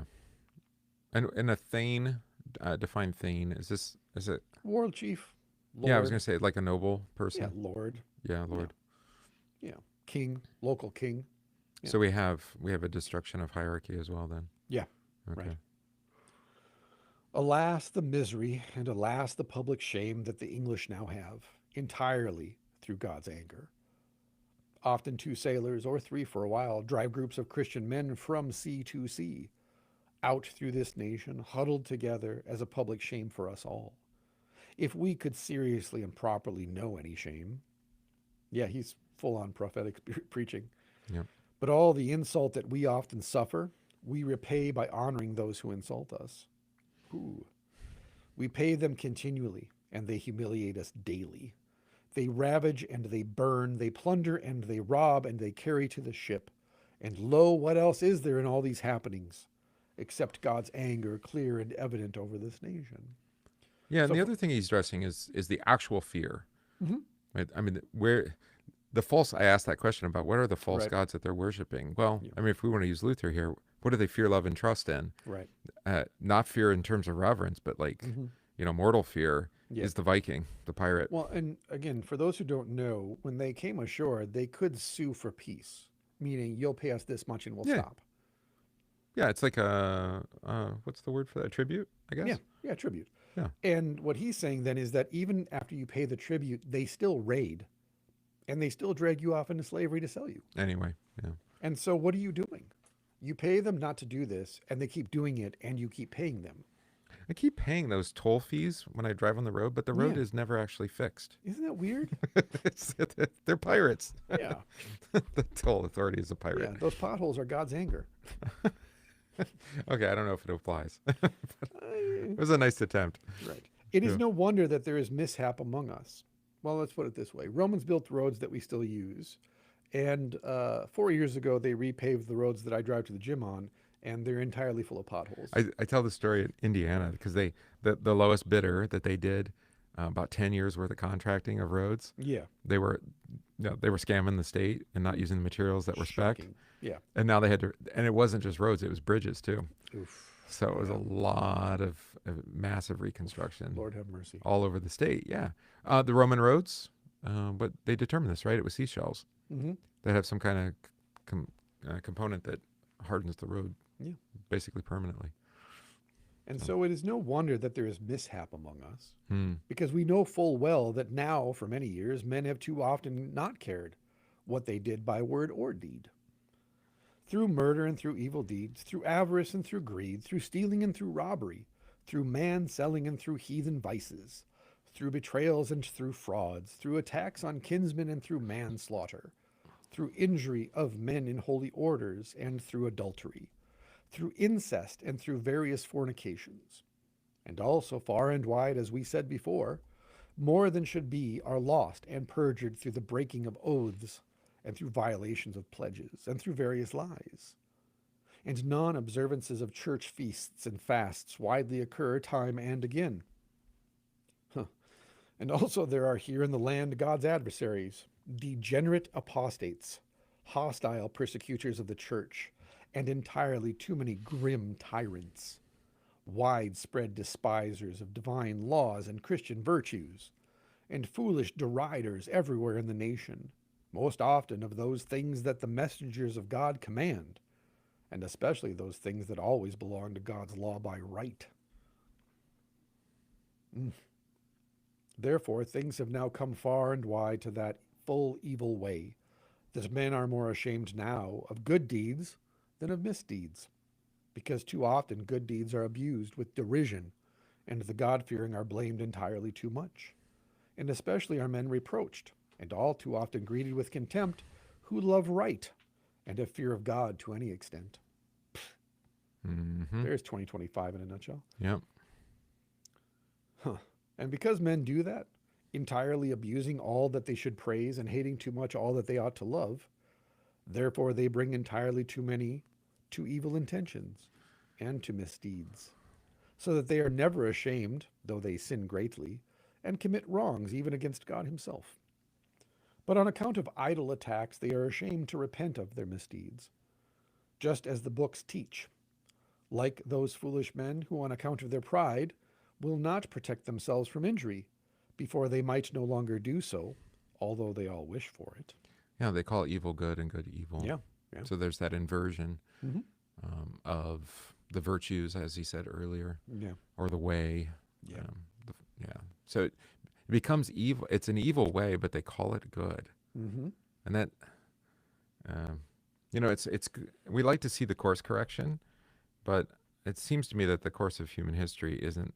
The course corrections are minor, and on the large scale, they're The exclusion, not the norm. yeah, exactly, Yeah. right? Because you saw, you had a transitioner win the Mhm. lawsuit, right? And then you see, I think it was yesterday, the Plastic Surgeons Association or whatever Yeah, came because out. they and, got their funding cut. yeah, exactly. So Suddenly they have a twinge of conscience when and the it- money runs out. well, I know, and it's so shallow to say, well, show me the incentive, I'll show you the action, but it's true. Like Patterns are patterns. you're throwing money at them, of course they're going to do it. Yeah. Because these are not people who are guided by any kind of Code. code. Yeah. There's no It's law like we there. don't do that to children. Like, Right. Yeah, and it's, you want to preach like Wulfstan here. Yeah. Yeah, you'd be preaching to the choir and not to those who need to Right. hear it. So in And- other words, we just lament it, and like Yeah. he's doing here, Mm-hmm. like Jeremiah. Okay. Here in the country, as it may appear, too many are sorely wounded by the stains of sin. Here there are, as we said before, manslayers and murderers of their kinsmen, murderers of priests, and persecutors of monasteries, and traitors, and notorious apostates. And here there are perjurers and murderers, and here there are injurers of men in holy orders and adulterers, and people greatly corrupted through incest and through various fornications. And here there are harlots and infanticides, and many foul, adulterous fornicators. And here there are witches and sorceresses, and here there are robbers and plunderers and pilferers and thieves, and injurers of the people and pledge breakers and treaty breakers. And in short, a countless number of all crimes and misdeeds. And we are not at all ashamed of it, but we are greatly ashamed to begin the remedy, just as the books teach. And that is evident in this wretched and corrupt nation. He was reading the Department of Justice website. Right? But like I said at the beginning, they at least understood you don't abuse children. I know. You don't practice. Like, they understood this isn't good for pagans or Christians. Like, everybody's law says the same thing. Because that's not listed here. He doesn't. Right. He doesn't mention the treatment of children that way. He has all sorts of other vices here, Yeah. but not that. Right? I don't Well, see he's it. but he says it. Like, there's infanticide. Oh, infanticide. I see that. Yeah. Okay. Yeah. Yeah. Yeah. And we're not all ashamed, and we're also not ashamed enough to do anything about it. Correct. To begin the remedy as the books teach. Yeah. I'm assuming he's referring to Scripture. Yeah. Yeah, which is repentance Right. first, and and then obviously justice. Mhm. You know. Alas, many a great kinsman can easily call to mind much in addition which one man could not hastily investigate. How wretchedly things have fared now, all the time now, widely throughout this nation. And indeed, let each one examine himself well, and not delay this all too long. But lo, in the name of God, let us do as is needful for us, protect ourselves as earnestly as we may, lest we all perish together. There was a historian in the time of the Britons called Gildas, who wrote about their misdeeds, how with their sins they infuriated God so excessively that he finally allowed the English army to conquer their land. Wait a minute. I thought the Britons were the English. Sorry. And to destroy the host of the Britons entirely. And that came about, just as he said, through breach of rule by the clergy, and through breach of laws by laymen, through robbery by the strong, and through coveting of ill-gotten gains. violations of law by the people and through unjust judgments, through the sloth of the bishops and folly, through the wicked cowardice of messengers of God, who swallowed the truths entirely too often, and they mumbled through their jaws where they should have cried out. Also through foul pride of the people, and through gluttony and manifold sins they destroyed their land, and they themselves perished. But let us do as is necessary for us. Take warning from such. And it is truly what I say, we know of worse deeds among the English than we have heard of anywhere among the Britons. And therefore there is a great need for us to take thought for ourselves, and to intercede eagerly with God himself. And let us do as is necessary for us, turn toward the right, and to some extent abandon wrongdoing, and eagerly atone for what we previously transgressed.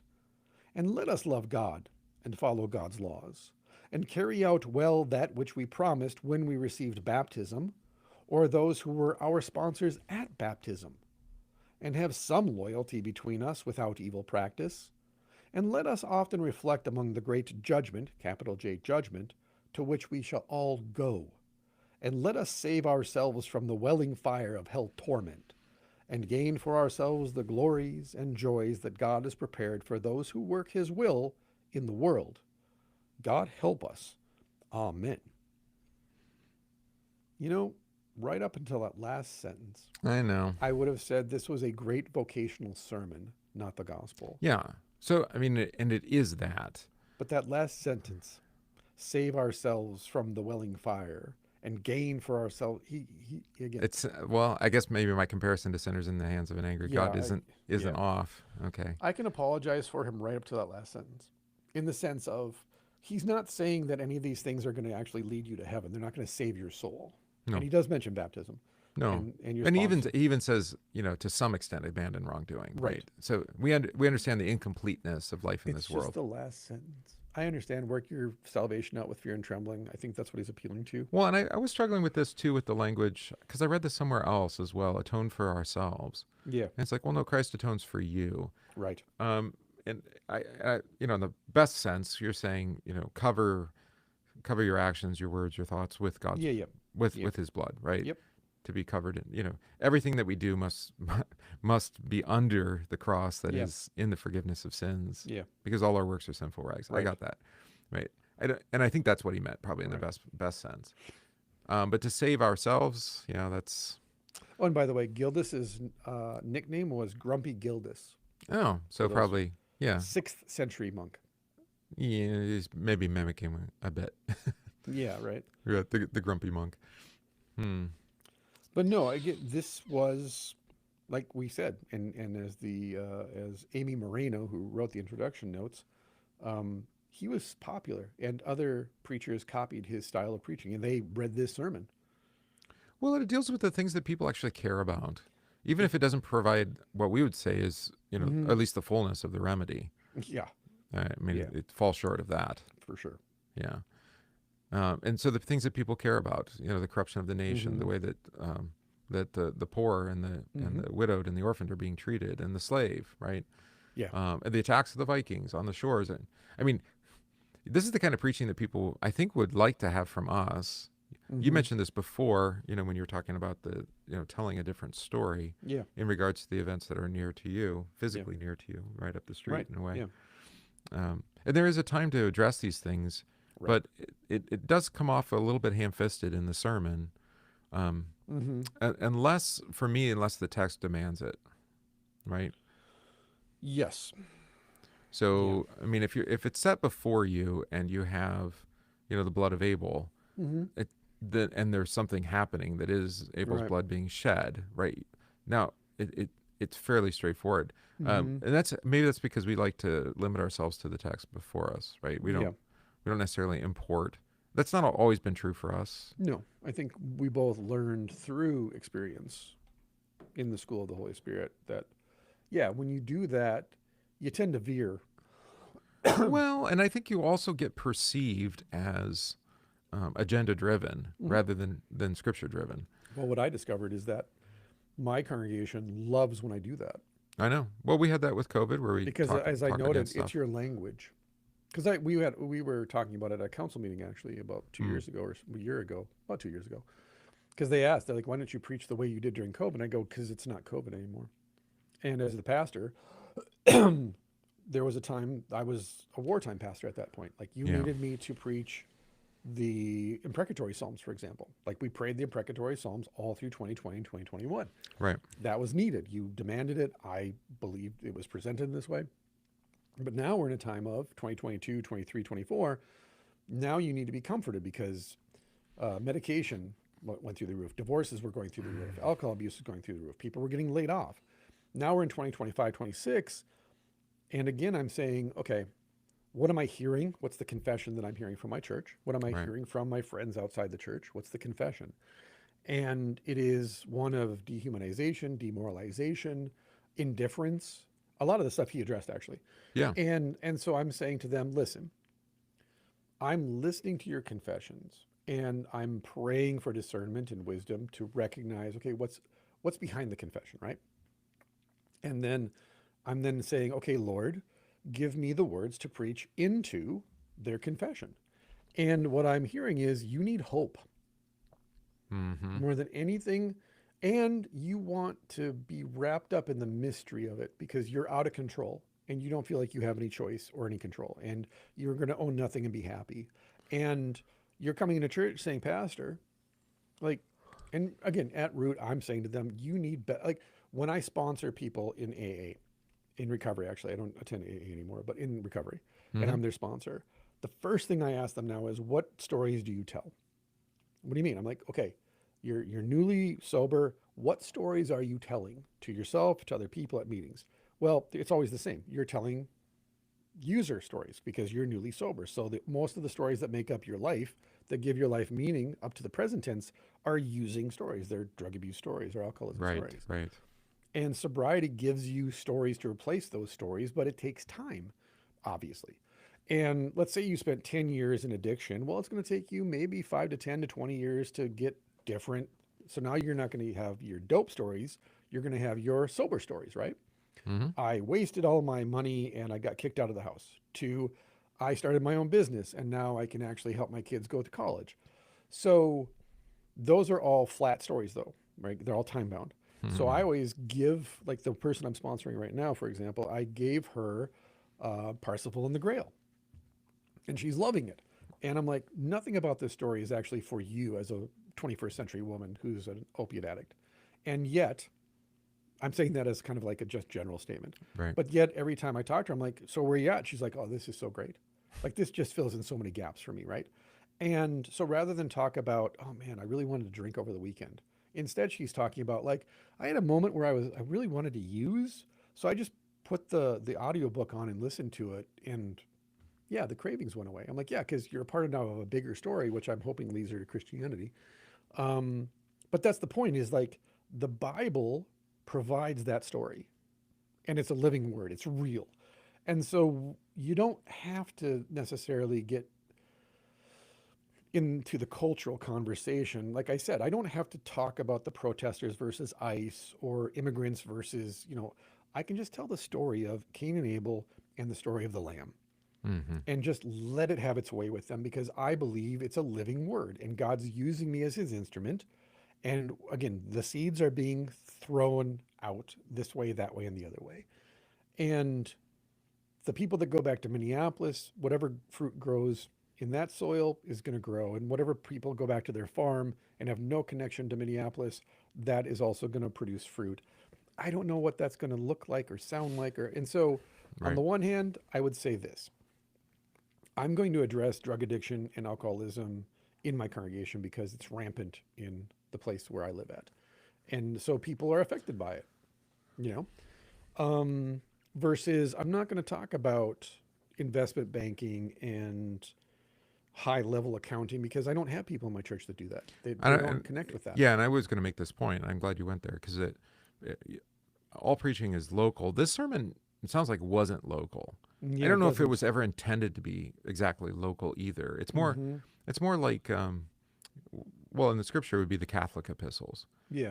Where they, if we say we have no sin, we deceive ourselves. Well, that's a general statement. It's spoken for the whole church. Right. right? And here he's speaking to all of the British Isle, right? Yeah.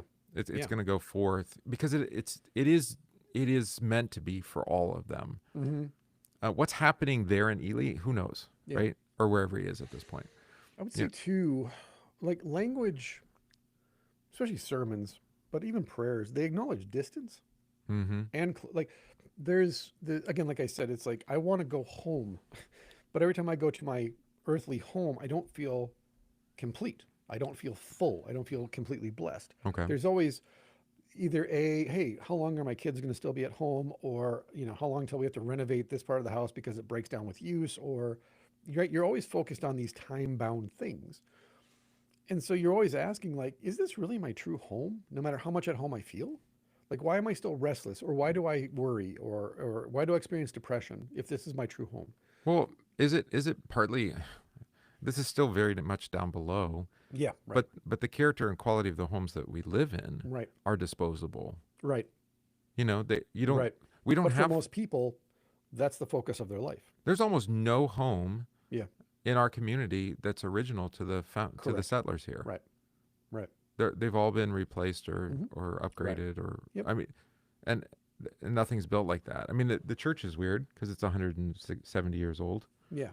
But that's still not that old. All Well, in things comparison considered. to Norman churches in England that were built in the 1000s that are still there and being used. Right, and he's talking about churches that were Yeah. at least 400 or 500 years old at this point too. Yeah, exactly. Yeah. So there, for me anyways, there is that sense of recognizing too that, like a sermon, in the sense it is local, but in this sense it seems like he is speaking broadly, like almost like it's intended to be a circular sermon or something. I don't know if it wasn't intended, it became that. Yeah. Yeah. A model sermon or a model homily. And so then, well, we know that because it was written down. Yes. So that's how we got it. Yes. And it was preserved. So it was definitely intended to be continuously read rather than just locally, like I'm going to do this once and then just throw it out or whatever. Because that's also a luxury too, to be able to write down your sermons on parchment or skin. That's a whole thing. But recognizing then that we're naming distance, we're naming the chaos, even while simultaneously saying, but like Peter saying, everybody's sorry, I keep saying I sound like a Valley Girl. Peter's saying that people around him are accusing him of preaching some sort of lie because you said Jesus was coming back and he hasn't come back yet. Right. What are we supposed to do with that? You said in our lifetime, versus Peter then having to say, but you're not telling time vertically, you're telling time horizontally. You have Chronos skull. You're literally watching a clock waiting for Jesus versus a day is 1,000 years. Right. So the time from Abraham to Jesus and the time from Jesus to us is the same time frame, 2,000 years. That's nothing. That's nothing for God then. No. And yet we see that and Blink of say, an eye. Yeah. 4,000 years back to Abraham, that's forever ago. But you could say the same thing about churches, to your point, or sermons or whatever it may be. And yeah, and that's what you're talking about with the Chronos Kairos distinction. I've been making that too now, just to try to catechize people into it, because everything is chronological. Yeah. And it's like we don't do something today, we won't be a tomorrow. Like, right. What are you? I don't even I'm like, I can't even comprehend that because it sounds like unfaithfulness to me. Yeah. Well, think about it this way. I was listening to someone discuss it this morning in this sense. A textbook is two-dimensional space, and it flattens your imagination because it's all two-dimensional. Textbooks are written for who? They're written for the historian, and not for the historian, for the leaders, right? To solidify their story. But what it does to children then is it causes you to think in two dimensions. That is flat, versus go outside. That's three-dimensional space. So even our textbooks flatten out our imagination and just make us two-dimensional. Yeah, I will still read Herodotus though. I don't know, but I guess you could read them alongside of, Homer or something. As James Hillman said, and he's great, our books are our grandparents. And he was, again, this is the we keep them at arm's length or something. Know that we don't have a tribe. And so our grandparents have become books. Because they're the only ones that give us I see. and mentor I see what you're us saying. Okay. and give us a code. I So can you go have to with read Herodotus because there are no codes available to you today. And then When you it show, read and Herod- it teaches us there are people. There have been times yeah, in history where people lived right. according to a code, right? Correct. You know, tribal. And do to this day in other places. Well, I know John Wick does too, but Right. maybe not a code that I would follow. Right. Well, it seems kind of ambiguous until it happens in word form. But the point is this: you read Herodotus, he becomes your grandfather and your mentor, Yeah. and you ride that horse. You ride Herodotus's horse. But at a certain point, you have to get off Herodotus's horse and ride your own.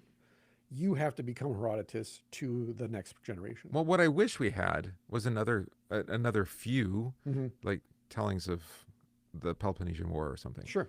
So, because it's like, I know that's one perspective, and it's true. I'm not Yeah. saying it's false. I don't think he exaggerates. I mean, he probably does exaggerate. Who knows? Yeah. Doesn't it's matter. true, it's He's just telling not the a story. fact. He's just telling the story. Yeah.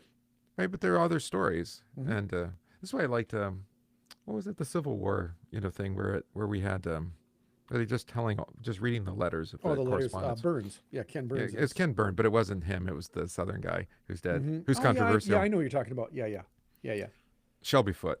That's it, Shelby Foote. And people don't like that. It's like, but those are evidences of Right. of the story. Right. Is there one story that is the Civil War? No, of course not. Right? I mean, who are you talking Again, there to? is no baseline for reality.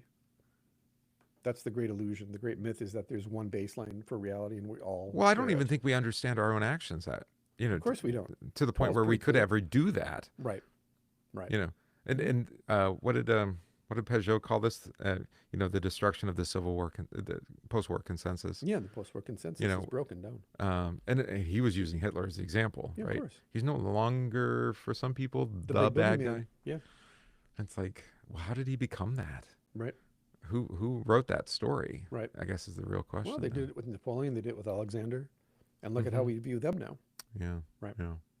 And so I think that, and this is why I wanted to read this, is again, give us just perspective on preaching over the Sure. centuries. Yeah.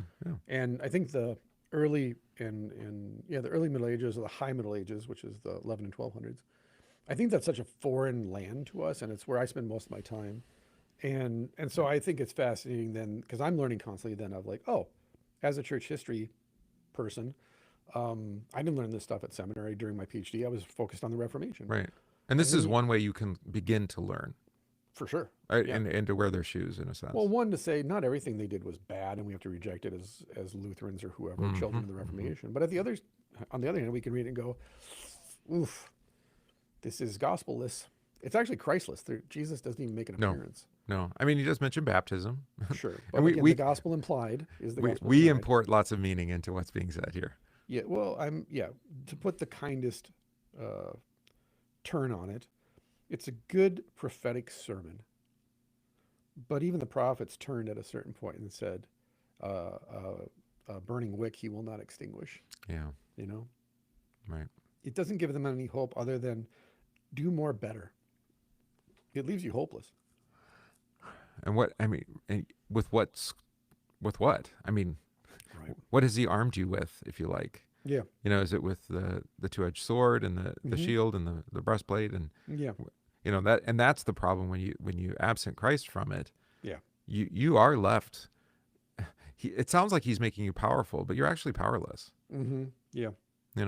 And it does set up, like you were saying, thank you, Nietzsche, for the victim. Yeah. It's like, well, we did what we could, and look, it still happened. So God must still hate us, or something, or it must still be punishing us, or whatever that is. It's like it's just no way to go through life, man. Yeah. Yeah.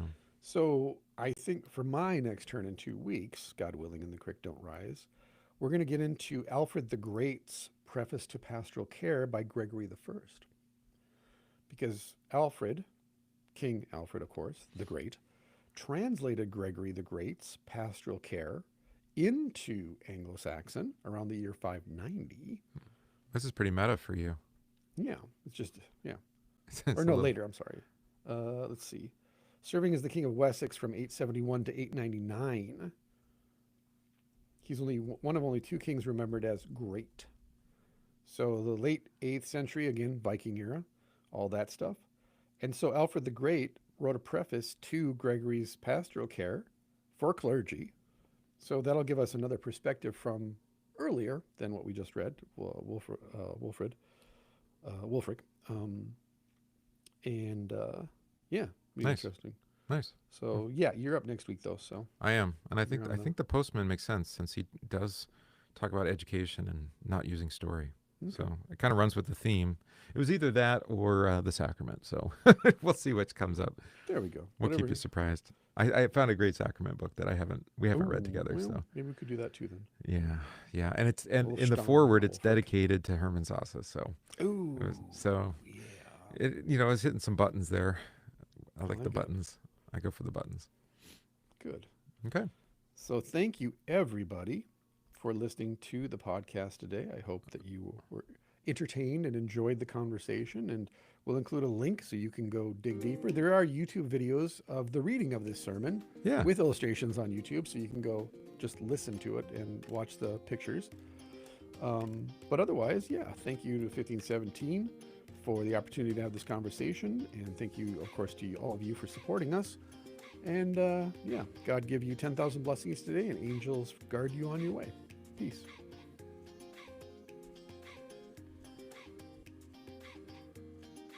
Is it going to end? It's going to end. It's never going to end. No. The road goes on forever. It doesn't have really good fading tools, this platform that we're using. But, Yeah. oh, well. Oh well. You can't have everything. I'm going to rename these so I don't get confused Anything, next time. everything, whatever. End show, we'll call it that. Yeah, okay, that's good. And then this one we'll call begin show because I'm too stupid to remember every time. Okay, begin show. Yep, that's it. Okay. Nice. Oh, that's interesting. I mean, it's interesting. That Christ preserves the church even despite, That. Yeah. the sermons. Thank God for that. I mean, well, the sacrament was there, right? And the Right. gospel was read, even if it wasn't preached, Yeah. So that's the argument the Reformation made. It's like, no, he preserved the remnant even in the midst of corruption. And without that, we'd all be hopeless. Right. Well, it shows, though, especially at that time, how much of the church's preaching was Latin at that point. Had become a part of the whole Latin church, the Vatican. And, Well, and and it does, Rome. yeah, and it does follow then a tradition that's connected to the language too. Yeah, but Because yeah, exactly. Because there Latin is the overlap. language of the scholar Yeah. it will be, the core of say university. We're still a Mhm. couple hundred years from universities, but right, because I don't think Yeah. Paris wasn't founded till 811 something, right? I don't know, something like that. I think University of Paris is not till like 1180 or Okay. something like that. So yeah, Mm. so the whole scholarly venture, and reading old texts and translating Greek texts into Latin and all that is Yeah, yeah. coming. It's coming, Yeah, right? So it's good. good. Good. All right. Well, There you go. Notes done. high and tight. I know. we're Copy good. paste. It's all good. It's all good. I'm gonna work on my study at home. It's gonna be real classy. Are you doing a man cave?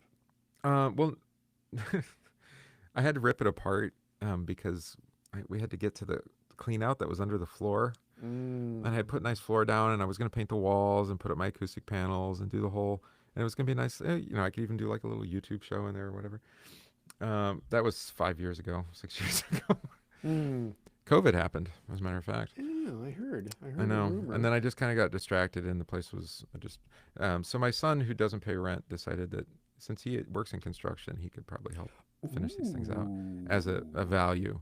So he's been putting in some hours after work each day to help me get me across the finish line here. So Nice. yeah, so it'd be a nice little space. It's not perfect. I would build if I was going to do a perfect space. I would build, but Okay. I'm not building. I don't need to build. I have a little room. It's fine. We'll make it work. So This is someday I might broadcast from in there. I can't exactly soundproof it without doing the demo and starting over. So Yeah, don't do that. So I didn't. It's not worth the money. So most of the time I record here. No. There But- we go. Yep, okay. Well, good. Cool. All right. Well, thanks everybody on the live stream. I don't know what you guys were saying, but I posted a few things here and there. there we go. Cool. Neil Postman always rings twice. Haha, that's nice. Clever. I know. Clever. I'm a sucker for a nice pun. So There we go. thank you very much. Yeah. So thanks, Zach and Chad. and 3 volumes. I can't read 3 volumes. 3 volumes. I would listen to Shelby Foote read them to me forever, though. Yeah, he's got a great Southern drawl. Oh He's yeah, it's perfect. true The way he Southern narrates gentleman. it, Yeah. it's just like Yeah. Just keep talking, Shelby. That's good. That's right. Just keep Yeah, talking. give me some grits and some collard greens and a little barbecue, and I'm ready to go. Ooh, yeah. I guess I'm hungry. Time for tortas at my house. There you go. All right. Cool. All right. See Oh, everybody. wait a minute. Don't close What? your browser. I forgot won't. to. I got to stop.